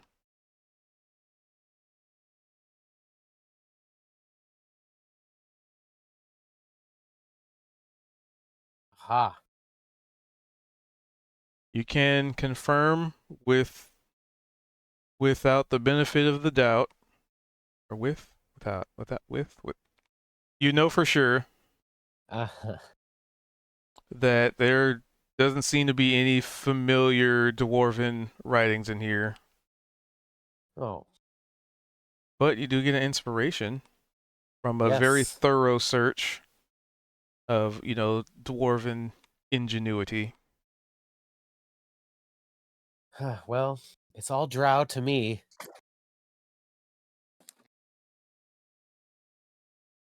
And I don't speak it.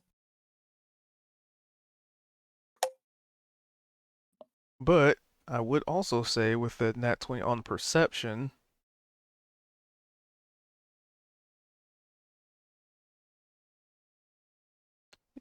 let's see. I would say you would see like a couple of books. Like, so because the shelves have a lot of the shelves have been knocked over and stuff, but you look once and then you look twice and you're like, you're pretty sure that book wasn't there a second ago. And you just kind of like a double take, but there's so many books in here that you're just like you might you might not necessarily believe it, because imagine being in a room literally covered in books and being like, was that book there a second ago? Yeah.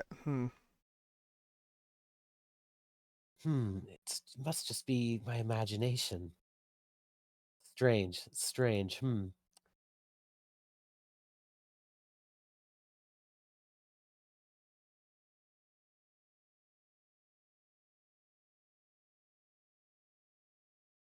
But so the book that so Oh, is let me there a unhide the room for him. book there, or is there a book not there? Or both, I It, guess. I mean, I'll reach for the book that seems a little bit strange. I mean, you grab it. Seems like a Okay. average everyday book. Sorry, I'm trying to unhide the room so you guys can see dimensions.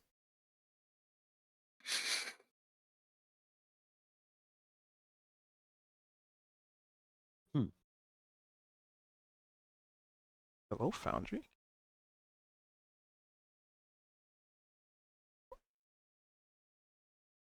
Oh, duh.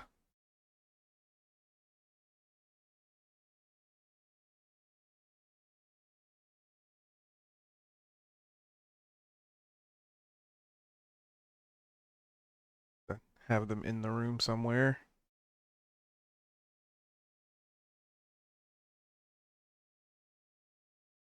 There you go. Rough dimensions.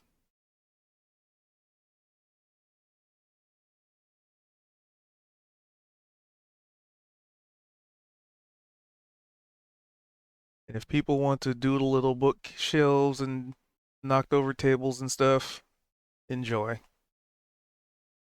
The room is your canvas. Anyway,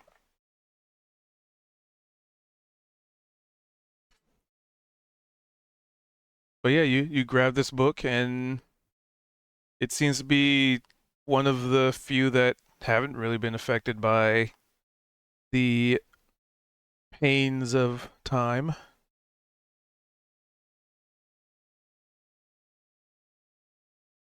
Well, then I'm remembering. I'm kind of looking inside myself for a minute, and then I think, oh, wait, I can read this. And I look at it, and I if I wasn't able to read it before, thanks to the eyes of the Rune Keeper gift of the Dark Lady, I should be able to read this book, or at least tell what it's about. So you pop it open, and it appears to be a wizard's spell book. Oh, of course, I'm not actually able to cast the spells, anything in it, but I can see that this is a powerful book.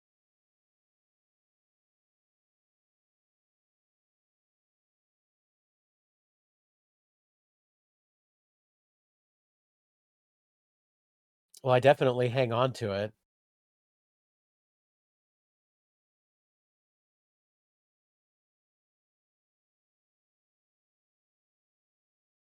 Belch. All right. What's other people doing? You see Kozik pocketing a book.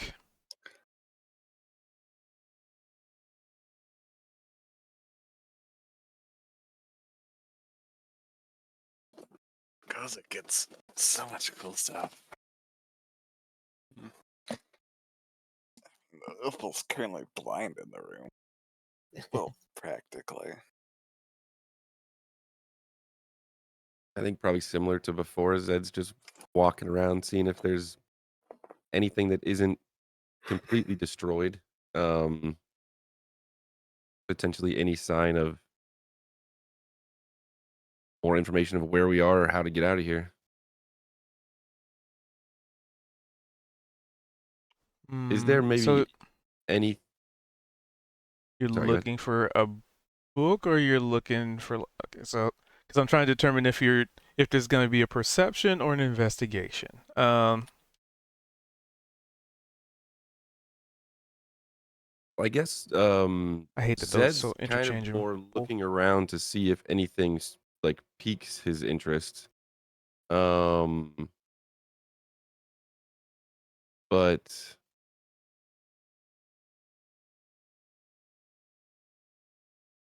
he will also mention out to Veldrin, because I'm assuming Veldrin, when Veldrin mentioned the house name, they were saying that just kind of like out loud to everyone, or is that just to Nivara?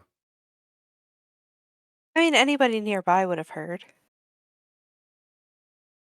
But yeah, Zed would kind of like be looking around and just might say out to Vel, Vel, have you see anything about the folks you say like own this tower? That would be a good thing to look for. Can he look for any kind of books or anything that would confirm the identification of this house? You know what? Let's do an investigation. And can Looking for Zed, specific I guess, information. help with that since he doesn't really know exactly what to look for, but Vel does potentially? There you can. He said it before the roll's made anyway. Either way.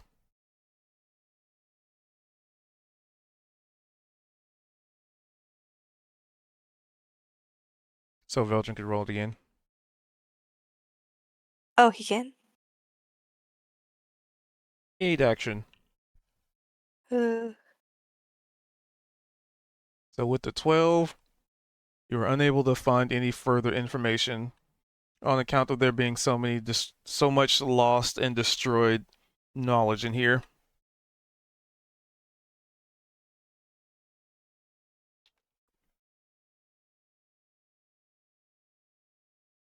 I'm not finding much else.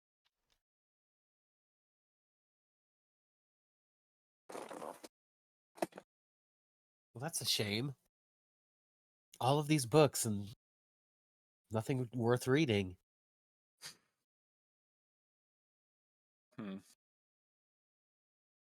Actually, wait. I would light a light in here, but I'm actually quite fearful that something might catch on fire. Zed, can I borrow that sword of yours? The one that glows. Oh, yeah.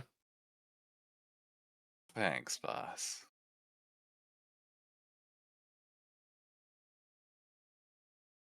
I could turn on my lantern as well. Either works. I'll make sure to give either back at the end. I think the lantern just has more range on it. So. Way more Oh, yeah. range. The lantern the lantern will work then.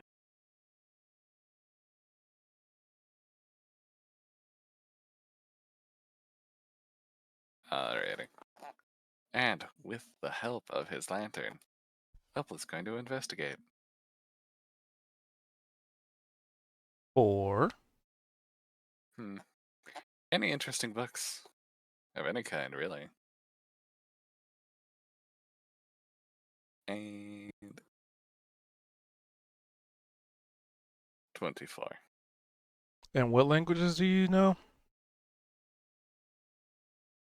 Common Dwarvish Primordial. You see some fancy books, but unfortunately, they're written in in languages you don't comprehend. Hmm.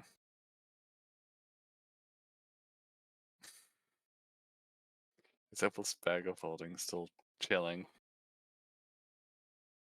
Still alright. Nothing's fallen out of it. She's going to very hesitantly open it and start grabbing some of the interesting looking books. So you try to go to put stuff in your bag of holding, and you just Mhm. seem to be unable to. Oh, I see. So that's what happened. Ah, dang. I can carry these just fine. Up will grab like 3 of the interesting books. Maybe somebody else in the party can read them. Who knows? What language are they in? Oh, Opal wouldn't know. You check Good, one thing. Vildren. See? Actually, wait, no. What all do you have in your bag of holding? Hmm? Trying to figure out what. Studded leather armor. Uh, mm, Basically, a bag of holding can only carry up to 500 pounds. And I would say this couch is, as luxurious as it is, probably around 300. oh, 1 second. Let me. Looking at all of my stuff, like 300 pounds. You said? Yes. We'll just say, let's see. Yeah. Yep. About 3.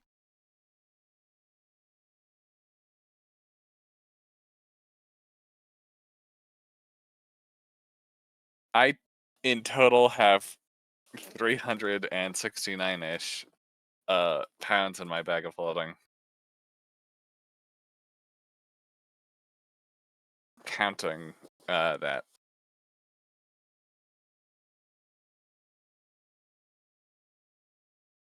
So I still have space. If this bag of holding can hold up to 500 pounds.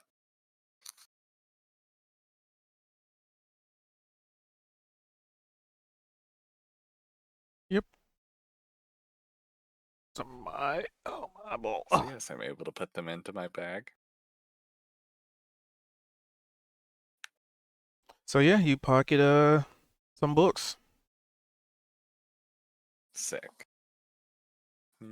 Maybe they'll come in useful later. Vildren wanted to see if he could find what language they were. Gotcha. Drow. So undercommon. He would tell Opal that. Can you can read it, I assume? Yes. Well then have fun decrypting these for me, and Opal will hand Veldrin the books. What are the books?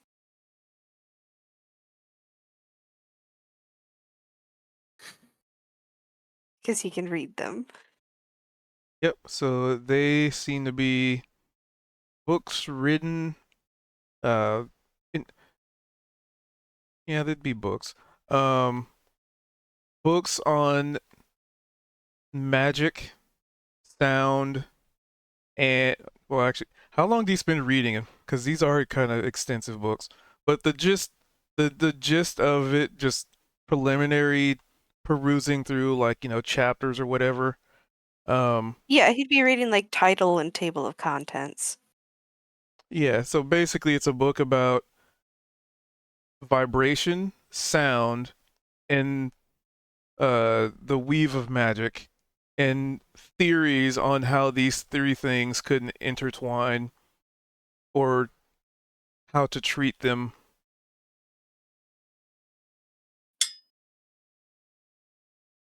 It's very. I wouldn't not necessarily scientific-y because artifice is the scientist, but very very sciencey kind of theoretical book.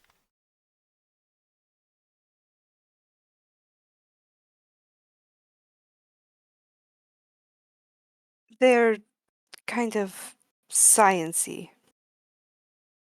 Oh, very nice. Maybe you teaching me Undercommon and in the median time we have between certain activities would be easier than having you decrypt all of those books for me. And let's see, you have an intelligence of 14. So with Veldrin with an intelligence of 14, even you have trouble grasping some of the concepts, just because it's such a like high level advanced, or at least worded to seem that way. You know how scientists are. You say apple, they Mhm. say some very long, hard to pronounce thing of the so and so family. Like, bitch, it's an apple. It's a red apple. Mhm. Very academic. Yes.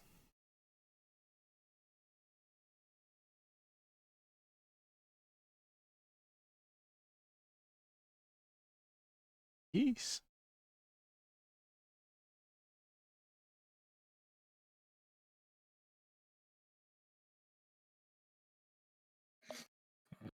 All right, so we got some books pocketed. Yay. Burp. Now what's everybody else doing?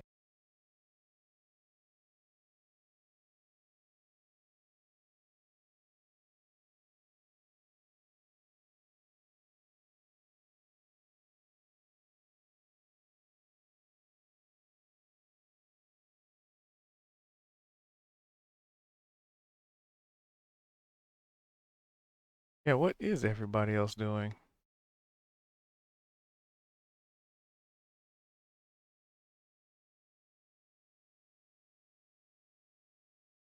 I might need to go poke sister with a stick.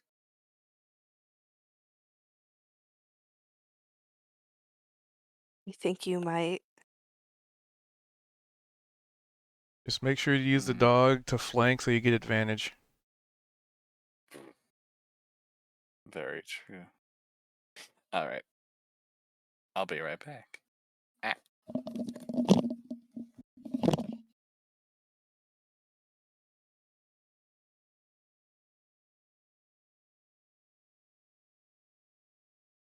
Not the one. Okay, yeah, it's the one. So, you guys got some books. You did some book learning. You're in a busted up library. You've been perusing and meandering about. Are there any books about demons? Give me an investigation.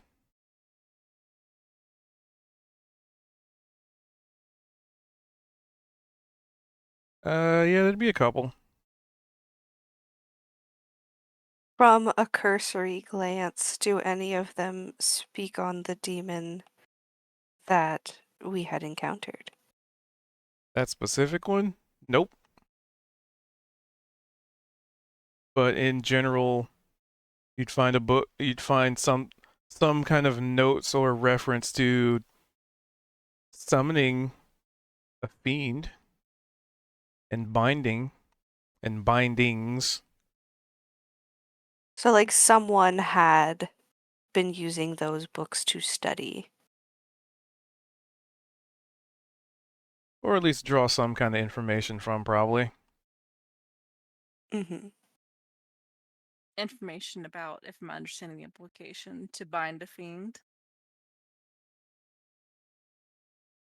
Well, information on summoning, and as far as like the binding, like none of the books say like how to bind them, but that they can be bound. When were these books last moved? Other than Veldrin, of course.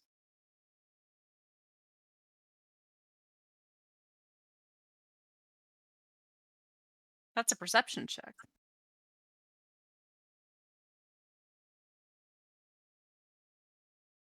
Sorry, what was that?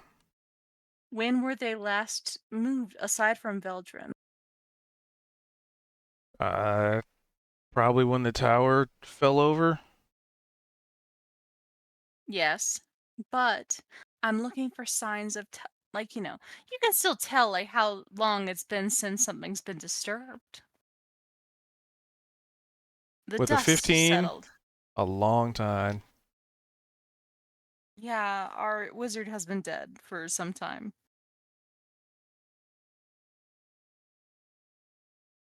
So, no miraculous survival for him, I suppose.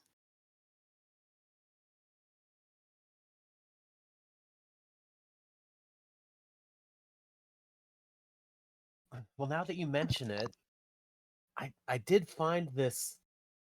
It appears to be a wizard's spell book, but I don't know if anybody can actually make that much of it. Hmm. And I don't Well, hide it. I hand it over if anybody wants to look at it.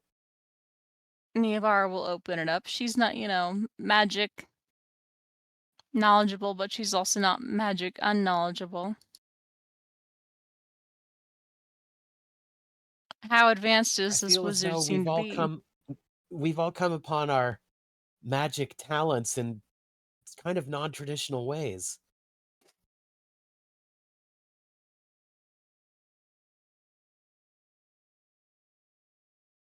Third. Exactly. None of us are precisely. I actually think that, dearest Opal would actually be the closest one of us to be able to read this.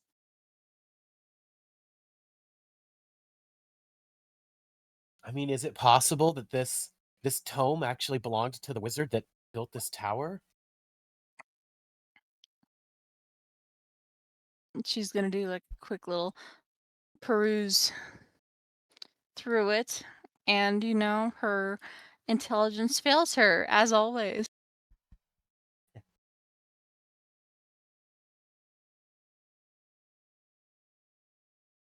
I mean, you're a cleric. These are wizard spells. Mer. Hmm. You don't necessarily read up on. Yeah, typically for you to prepare spells, you don't have to study. You just kind of, hey, can I get a hand me down? Yep. And then it's there. Hmm.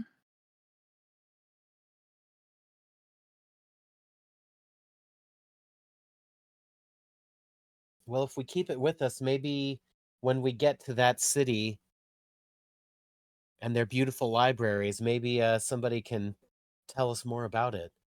Or it might be worth money. Oh, well, we won't be selling this. Neavara holds it a little closer to her chest. Oh, no? No.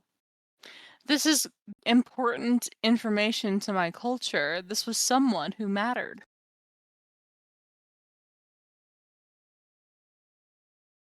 My culture being, the pan-drow sort of way, if you will.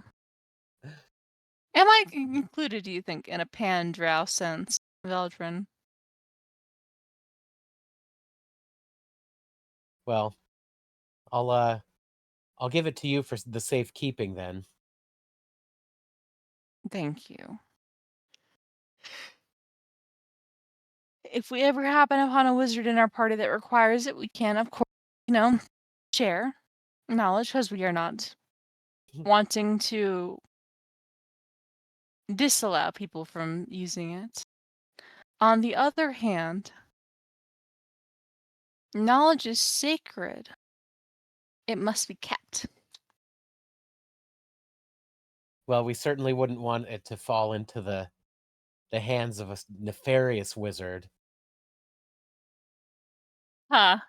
I think it might have already been in there from the state of this room. Graciously. We might be able to restart it for whatever reason. Hmm. By restart it, I do mean, like, for example, if poor Veldrin's offspring do exist, one of them might end up showing Yeah. magical talent.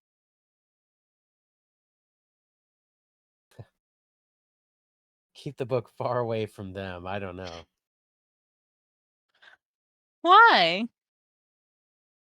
Mm, just a feeling. I'm Oh, I see. disturbed by the whole situation. So long as we keep it far away from my sister. You devil sister, yes. Yeah, my devil sister. I'm actually, I recall something. While I was in one of the rooms in the tower, found a knife. Is it still in my possession, or did it disappear when I exited that room? It is not. Rats. It was actually devoted to the shadow. And she, holds out her own knife. My knife is devoted to the mocker. My talents are in killing. Hers, if I'm understanding it right, would be to magic. So we cannot let this book fall into her hands as much as she would perhaps be owed this information. That sounds reasonable. So this is a DM question. But being an arcane trickster, I specifically cast wizard spells and spells from the wizard tree, I guess. Would Zed be able to read this book or do anything with this book? I think the arcane trickster is limited in their spell list, though. Let me check. Yeah, Update. from how you basically prepare them or how you get them. Rogue. But and that's I guess maybe why I was wondering, like, could he learn something from this or cast things Arcane trickster. from this, or is he just limited to what he knows? The spell gathering information details. Cantrips. Let's see. You get specific cantrips. And you can replace a cantrip that for mage hand of a wizard cantrip spell slots. Table shows how many spells you can have +1. Expended prepared spells. There we go. That's what I'm looking for.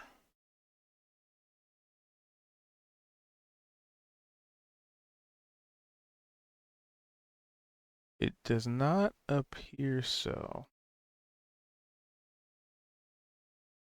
Number of spells on your list increases as you gain rogue levels, as shown as the prepared spells column. Matches it. With that number increases, choose additional wizard spells until the number of spells in your list matches the number.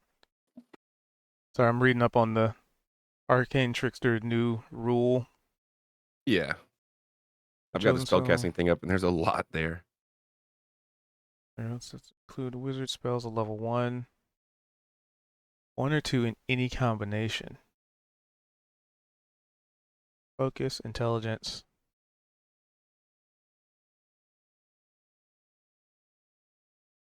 Okay, so the new rogue. I guess you can select wizard spells. What is the list? Spell slots. It doesn't say what level of spells though, it just says slots. Hold on.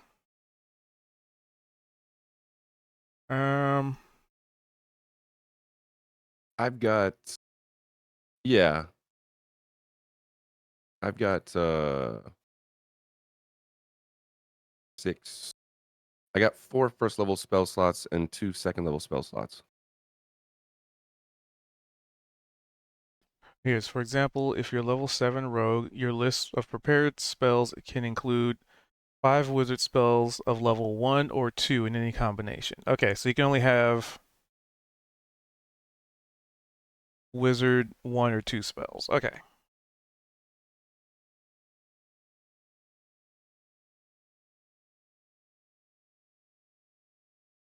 I guess they didn't want rogues to have sneak attack on fireball. All right. Then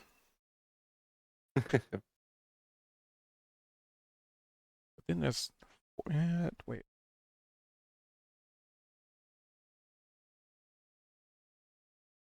So I guess you would get 3rd level spells at level 13.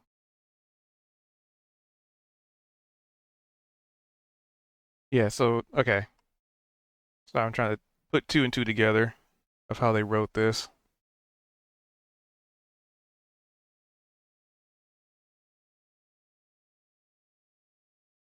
So according to the chart, you would have 4 first levels and 2 second levels. Okay, yeah. So basically you'd only be able to have access to 1st and 2nd level spells, to which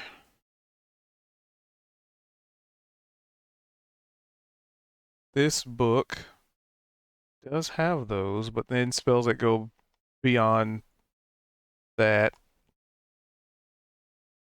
And I would say as an arcane trickster, you can kind of understand it, but you also never really studied either to fully comprehend anything above what you're able to cast. Mm-hmm. Okay.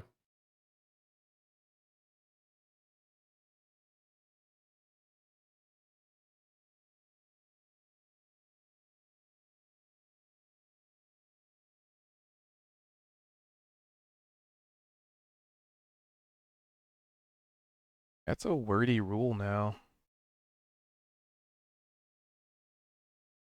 That's the new arcane trickster.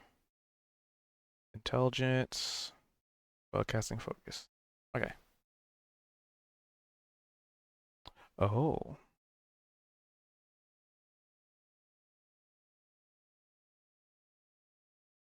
Bestie. So it looks like to cast the spells, you have to have an arcane focus.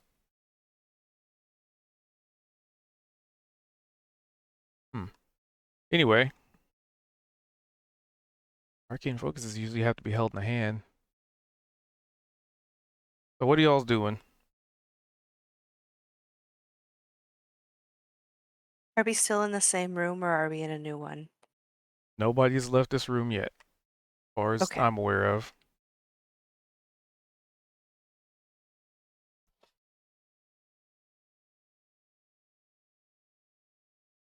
Well, I'm ready to leave the room. I guess it seems like there's no good dwarven literature, and nobody's found anything interesting beyond this book and whatever else. The books are Let's get ruined.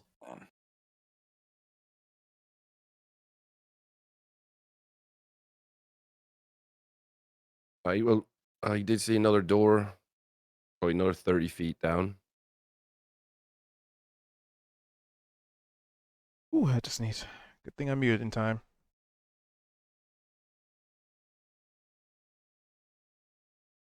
So starting to mosey on out, Mm-hmm. filtering on out. So the second you guys start passing through the threshold,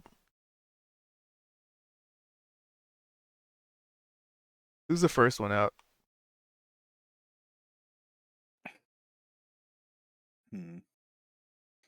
Kozak, please lead us out. Me. I kind of feel my hands on the door jamb there, the door frame, and kind of step through, even though it seems silly because it just seems like I'm walking straight ahead. A book flies at you and slams into the wall and just falls to the ground. It was a moldy book. What? Come on. Don't throw things at me. Who did that?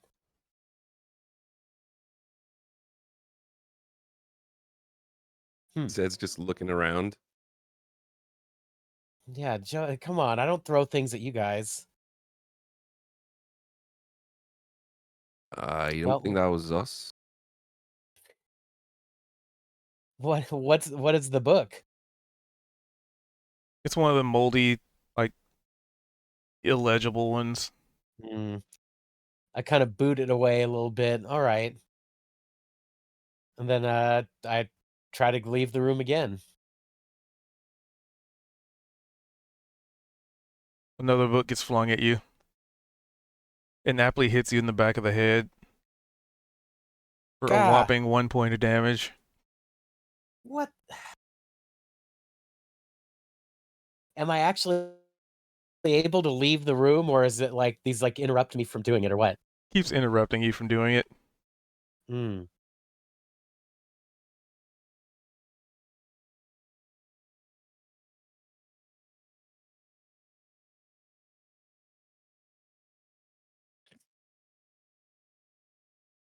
Well, I guess I leave the room. All right.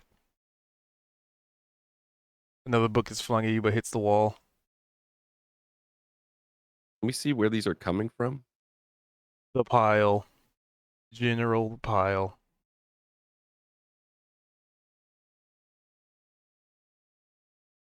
Okay, good, but I made it out.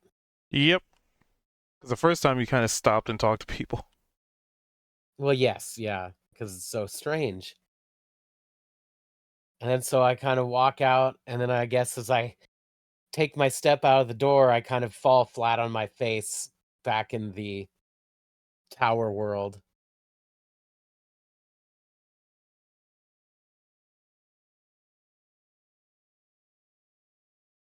All right, who's next? And I rub the back of my noggin. Ouch, that book hurt too. Yep, that little bruise. Who's next out the door? Sure. Let's have some fun.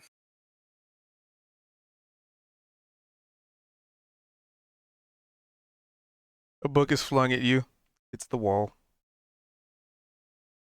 Nice. Other than that, I'm good. You continue out. Yep. Next.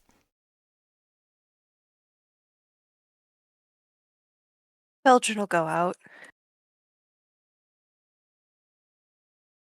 A book is flung at you and hits the wall.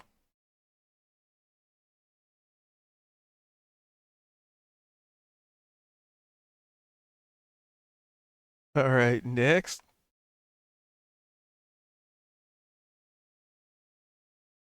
Zed's gonna do a minor illusion of him leaving the room, but he's gonna be watching the rest of the room to see where these books are coming from. A book flies through your minor illusion. Do you see where it came from? Another random point in the pile. He's gonna They go are not to coming where from a that is. singular point. Okay. Well, he's gonna go to wherever he saw this book fly from, and just start digging around, just moving books around because something's going on. All right, Zed's digging. What's Niavar doing? I think she may need to get poked again. The Pick up eepy the one. swords.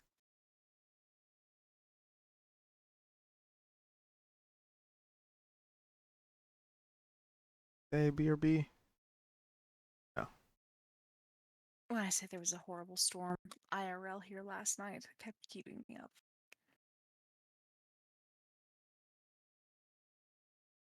It was actually kind of impressive how much it shook the house. Truly. I could sleep through storms. It's crazy. But I digress. What was needed, Veldrin? This was from Cubed. You're leaving the room. Oh, right. Yes. So wait, what did I need? Are you leaving the room? Zed's Oh, starting to yes. dig through the pile. Oh, wait. if Zedrin's digging, why are you digging? Each time someone has left, there's been a book that has just somehow miraculously flown across the room and at them.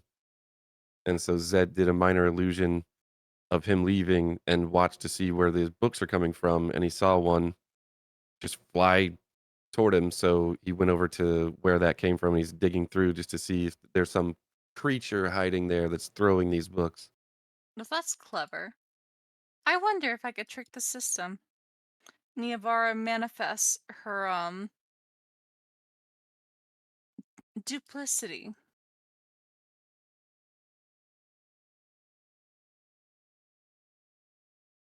So now there are 2 Niavaras. And so she'll send out the first one as a test. All right, the book gets flung at it.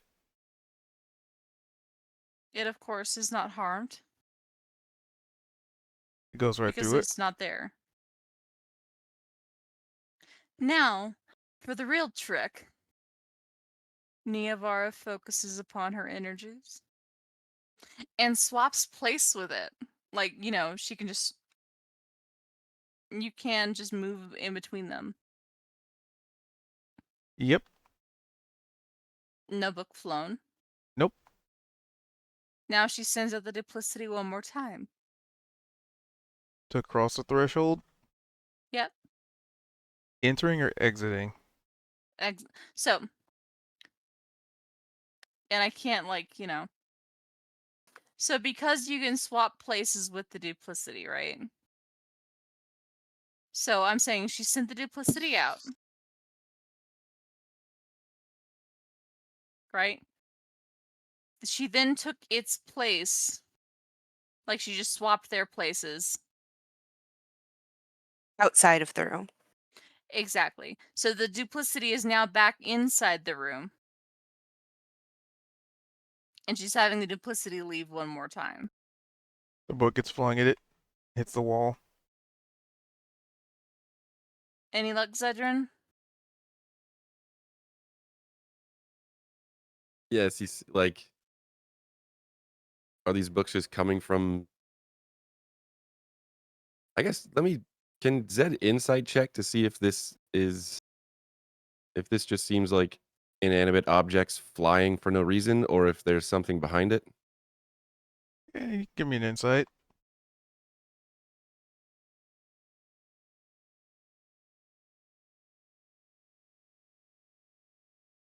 I mean, there seems to be an intent when people leave the room.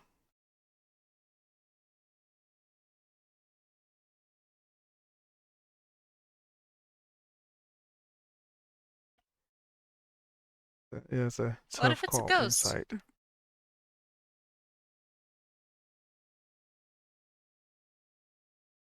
Zed's gonna pick up a book and just throw it in a random direction. Yeet. And if nothing happens, and he's just gonna Another book gets flung at you. okay, he's gonna just like teleport out of the room with the what is it? The rogue mantle.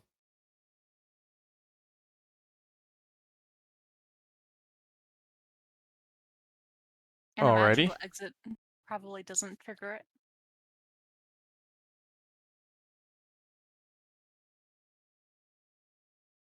She'll squeeze her duplicity's hand and then. Actually, no. She'll keep it for the duration. Might be useful. All right. And as everybody exits the room looking down inside because of, perspective. Hold on, let me move this because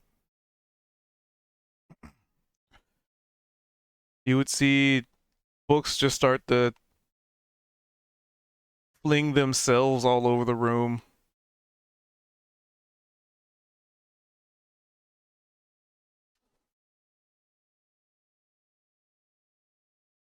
Almost Do you like a think- storm is blowing through and all the books just getting flung about.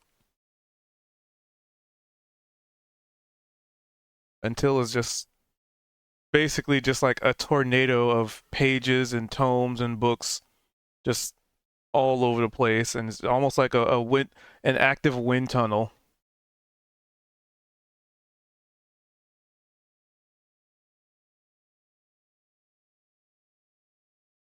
What is the reason for this happening? He's gonna just like look at the rest of the group as we're all watching this. Oh, God. Oh, wet my whistle. Dying.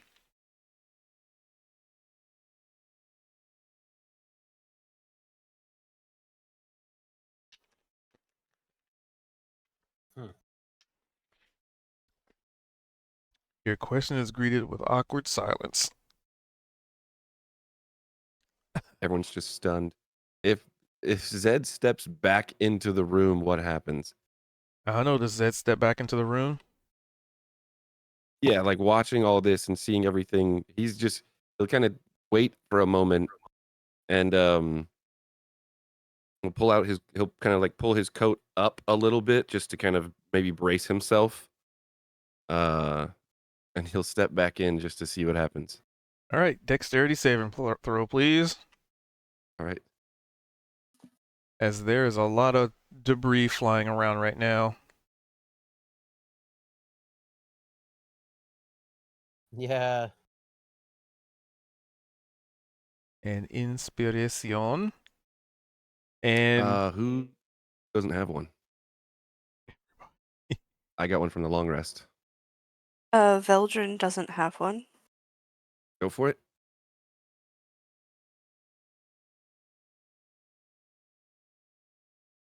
so you find a like little corner of the room where the debris seems less dense, but you do know if you stay in this room that you'll be having to dodge debris because it is not in a set pattern. It's just like a a leaf blower. Imagine like a leaf blower in a pile of leaves, but instead of it being outside, it's in a confined space.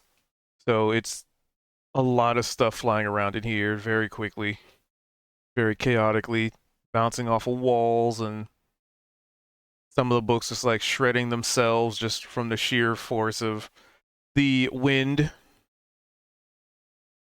This seems magical. At first, Zed thought it might be an invisible creature, but then there would have to be multiple of them.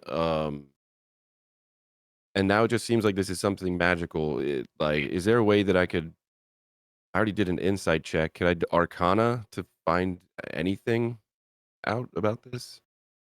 An Arcana, maybe.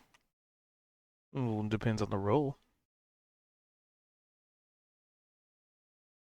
And he's definitely going to holler out to the rest of the group. And he's like, obviously something's going on in here. But I kind of think it's something magical. Well, I can I can try to dispel it. I'm pretty good at that.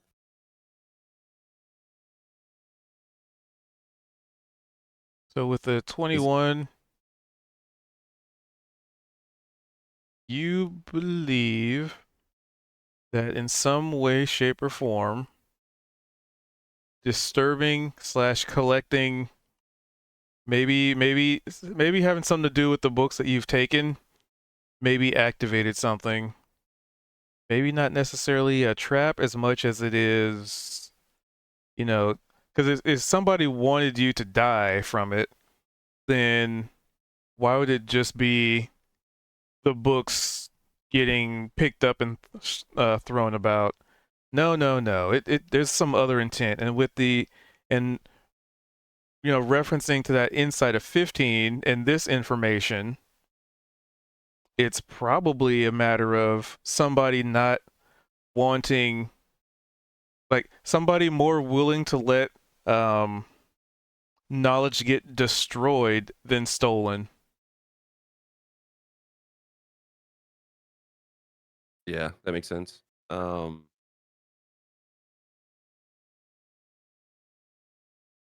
it kind of makes you wonder if What if it wasn't necessarily the tower falling over? That's the reason this room is so in its condition. Because, with the inside of 15, it's kind of weird that when you step through this room, the gravitational equator, I guess, automatically changes. So if the tower fell over, but the perspective didn't change, Nothing how would did have everything get shifted. knocked over and now it kind of seems like it. Oh, Yeah. So Zed's gonna kind of slowly make his way out and seeing just the kind of chaotic nature of how these books are. Um, they're not targeting him currently, and they're just, I mean, slamming themselves into walls and into shelves and ceilings and everything. So, I think he's kind of like piecing two and two together that whatever whoever's room this was, they didn't want any of their books leaving. And this has probably happened before potentially, maybe before the tower even fell over. But yeah, he'll kind of like mosey his way out and he'll reference that to everybody. So also roll me a yeah, d20. okay. Okay. So, Little one looks like he tries to catch a book and just catches one in the dome. oh no. Yeah, he'll say, I whoever all this belonged to didn't want it leaving, and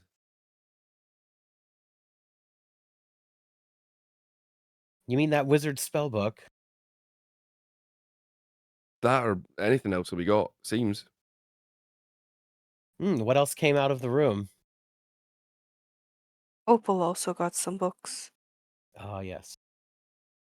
Well, it must be those, not the one I found. What condition are the books in, yours and Opal's? Oh yeah, good question. Let's take a look, see, shall we, Kozak? Indeed, yes. Niavara, bring out that book again, Of course. please. And I don't mind. pulling the book out. The wizard spellbook looks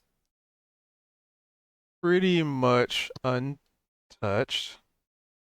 The other book seems pretty extensively used. Maybe they got it to used wagon salesman's like, a swap meet kind of thing. As we're kind of maybe flipping through these pages potentially, or maybe we're just examining them, but Zed would either suggest or want to flip through the pages to see if are there notes in any one of these books, especially the one that's extensively read. Is it like did, did anyone jot anything down, or is there a name on like the inside cover or something? There seem to be pages that have been read more than others. Like if you open a book and it's just like, for whatever reason, it's easier to open to certain pages than others.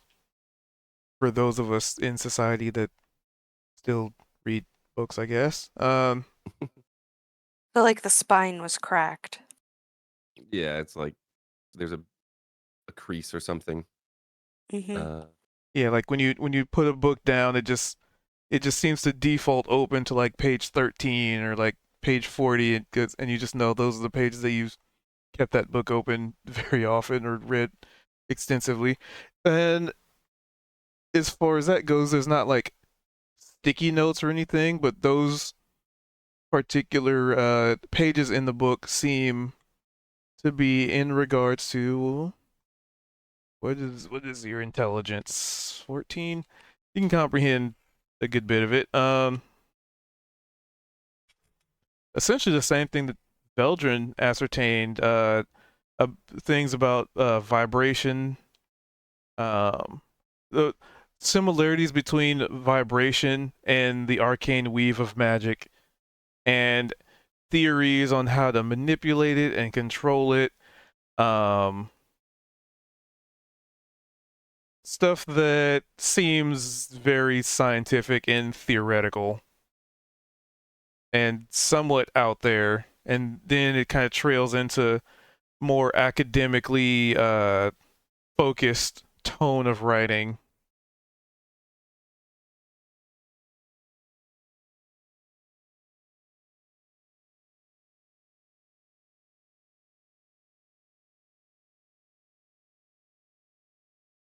Basically, if you went to wizard school.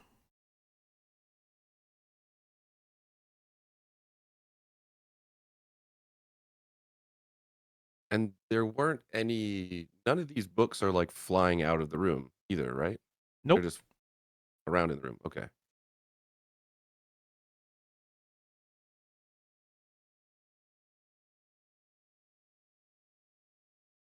Well, go to the next one.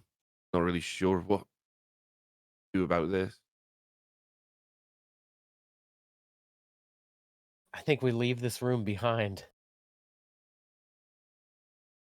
All right, you were looking for a name, weren't you? So the name that seems to be referenced in the book is, hold on, I gotta find it. Mana Worm. Somebody named Mana Worm. Mm. What? And that's referenced in the text. That's not like handwritten anywhere. Correct. Okay.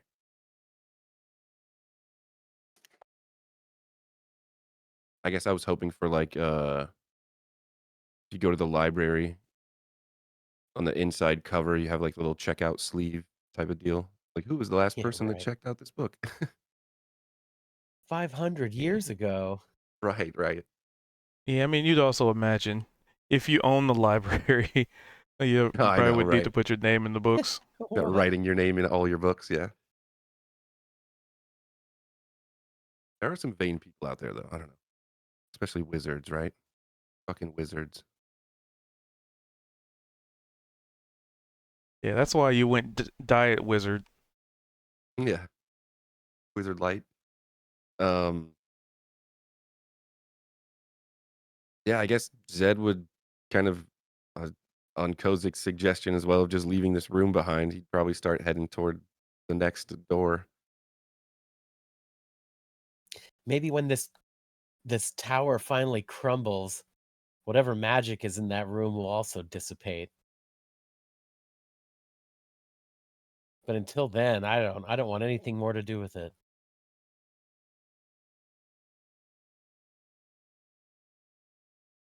Like, To the whatever's in next there door. seems to be localized to that room. So,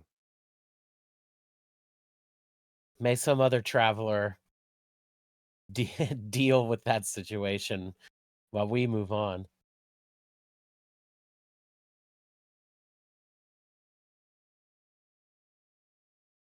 What? I won't let me. Oh, that's why.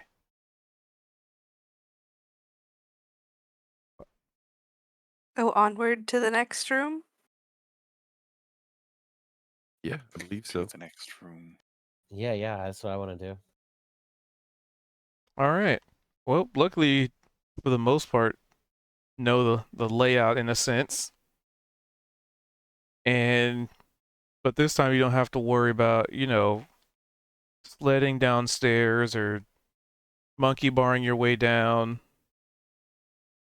You're just, if anything, you more have to like climb over the stairs because they're on their side. So they're more like hurdles than they are stairs. But yeah, you come to the next door.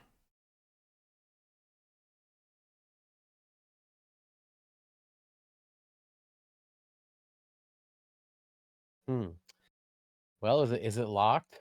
I'll try the handle. Give me a dexterity saving throw. All right.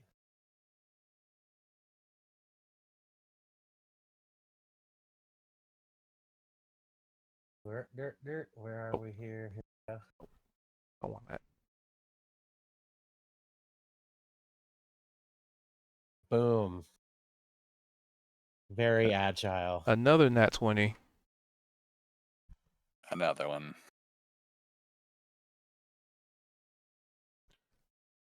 That's an inspiration. So you go to put your hand on the door to open it, and you just know known as the one who touches, Kozik, he who investigates by touch. You have an uncanny reaction to pulling your hand away as you see the doorknob get coated in this like purplish color, almost like the doorknob is getting coated as opposed to like exploding or anything. But it's Oh, you can't tell if it's a liquid or what, but it's just really shine. It has a sheen to it, kind of like a liquid sheen to it, but it's not dripping or anything. So it's like, huh. But you notice it as it's doing so, which you have more than enough agility and awareness to pull your hand wow. away from the knob. Yes. I would say that as I'm reaching my hand out to pull on the door, almost as if like shaking hands, and then you pull your hand back and uh smooth your hair back or whatever, and you say too slow. I kind of will go, oh, and I kind of do that, and I end up pirouetting and end up like beside the door. Whoa, what was that? And then maybe my deft movements and my intuition inspires somebody, whoever wants to take that inspiration. Hmm. Who wants doesn't to take have that one? inspiration? Because I have one, but maybe we all have one. You know what? I'll take it. Go, yeah. I used mine earlier in Niavara. Maybe, yes, maybe next time you have a dexterity save, you will be so. In a split second, you'll remember my elegant and deft movements to avoid whatever that is. Something's coating the door. Do you see it? I don't really ever get to use this because I forget about it, but could I use my poisoner's kit to detect a poisoned object potentially? Sure, give me an investigation, I guess.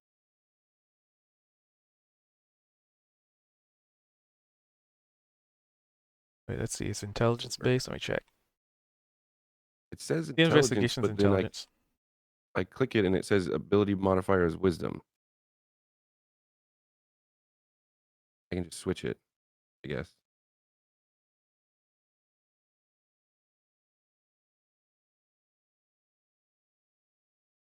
So, seeing that the knob is now coated with this liquid,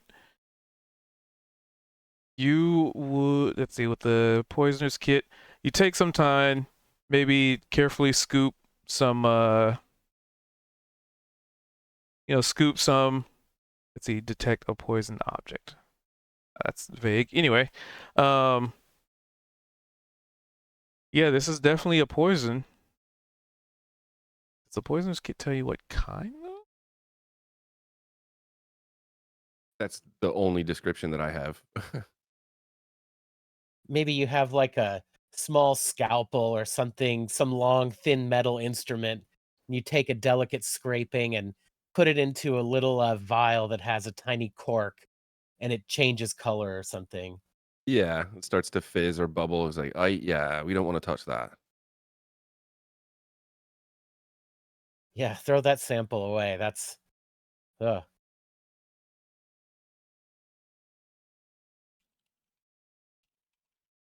Hmm. Well, how? Oh, maybe, maybe your mage hand, Mr. Thatcher, can open the door for us. Yeah, that's a good point. Okay, Yours so is a little more capable than mine, I think.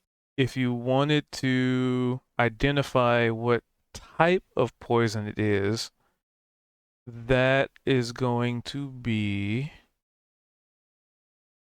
I'd probably say an investigation or a nature check. Okay. Let's- And since it would be using the poisoner's kit, we could say you can add your proficiency if you're not proficient in those. Okay. I'll do nature since don't really roll nature all that much. And you said Actually, maybe I'll just proficiency, make it which advantage because he did. what 3? You know what? You did fine. I was gonna say you can give me advantage on it because he did detect it. You got the kit. Kind of encourage it, but you already got a 22, so yeah. So yeah, So I with the guess based 22, kind of going off of Kozik's description, I guess based on whatever reaction happened, what does Zed learn? Zed has determined that this material coating the doorknob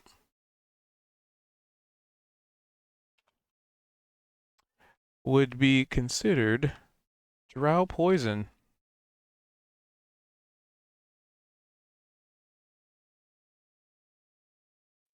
A creature subjected to this poison must succeed on a DC 13 Constitution saving throw or be poisoned for 1 hour.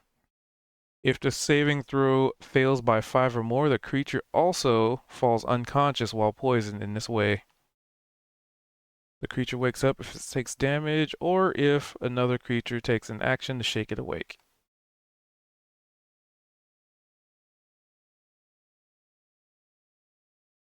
So he's examining it, and he's gonna turn to the rest of everybody, and just kind of point at the doorknob or the handle. That's drow poison, and it's only coating the handle. It's not like the whole door isn't just being covered. I mean, right now it looks like the handle seems to be the only thing covered. Well, to Kozik's suggestion again, I think Zed he'll try and operate the handle with his mage hand. All right. It is locked. Would he be Oh. able to use his mage hand to use the thieves' tools without getting his thieves' tools coated with whatever this is? That will be determined based on how good you roll. Okay. Let's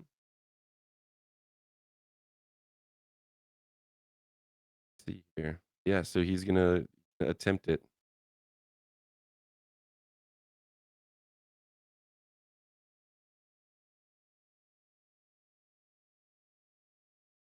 All right. So with a 20 van, hold on, let me snooze these ads. All right. So with a 21, you're able to very deftly and delicately maneuver your thieves' tools to interact with the door and, disengage some locking mechanisms. And Probably. and pretty easily avoid getting any of the poison on it because, who would make a drow poison coat the inside of, the lock as well? That would be crazy. And you Probably discover looks- that that's exactly what they did, but you're able to get it off of your tools pretty easily. This probably looks kind of goofy. Zed's just like hunched down, probably really, really face just really close to this handle, to this locking mechanism. And you just see his thieves' tools are just kind of like floating because his mage hand is invisible. And then he's all of a sudden he's kind of like the tongue in the corner of his mouth, like, biting down on it and squinting. I got it. And he stands up and he kind of like straightens his coat a little bit. And then he's gonna, with the mage hand, just try and turn the handle and open it. Oh, doorknob look like grape. Do not. I just went over this. It's poison. It's also not gold. Speaking of, here you go. He's gonna dig a piece of gold out for a little one. Add it to the counter. And as you pop the door open, you immediately spot the end of the session. Nice. Wow. What a crazy, yeah, a lone traveler would be poisoned by that and they just fall asleep.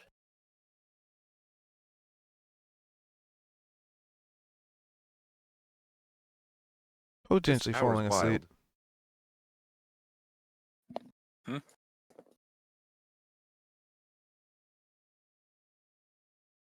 Alrighty. Nice. That was some Do this. some good dungeoneering. Do that. Yeah, that was fun. All right. So with that being said,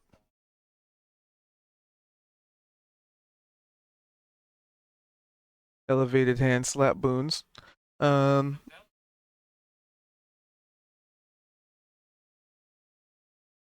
that's still left to be determined. I'm a little biased against hell, in general, so Hey, you might not respect the corporation, but you can respect the worker. yeah. He loves the devil of his word. Yeah, that definitely.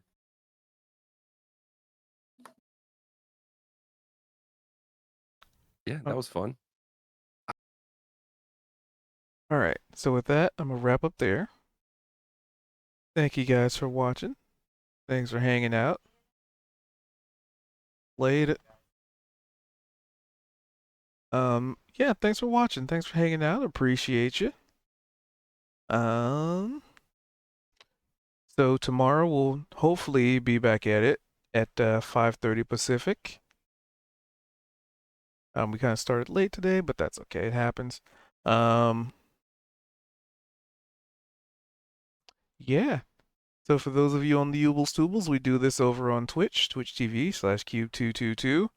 I run games Tuesdays and Wednesdays, kind of pretty much at 2 different times, but schedules are schedules. Availability is what it is. Try and make it work. Yeah, like I said, tomorrow on Wednesday we'll be back at it at 5:30. Fingers crossed. We'll have enough people. Yeah. I think that's it. So with that, I hope you have a wonderful morning, evening, or whatever it is in between for you. And hopefully we'll catch you again soon. But until that moment occurs, have yourselves a good one. Be good to each other. And as some people might say, don't be a dick. Anyway, later.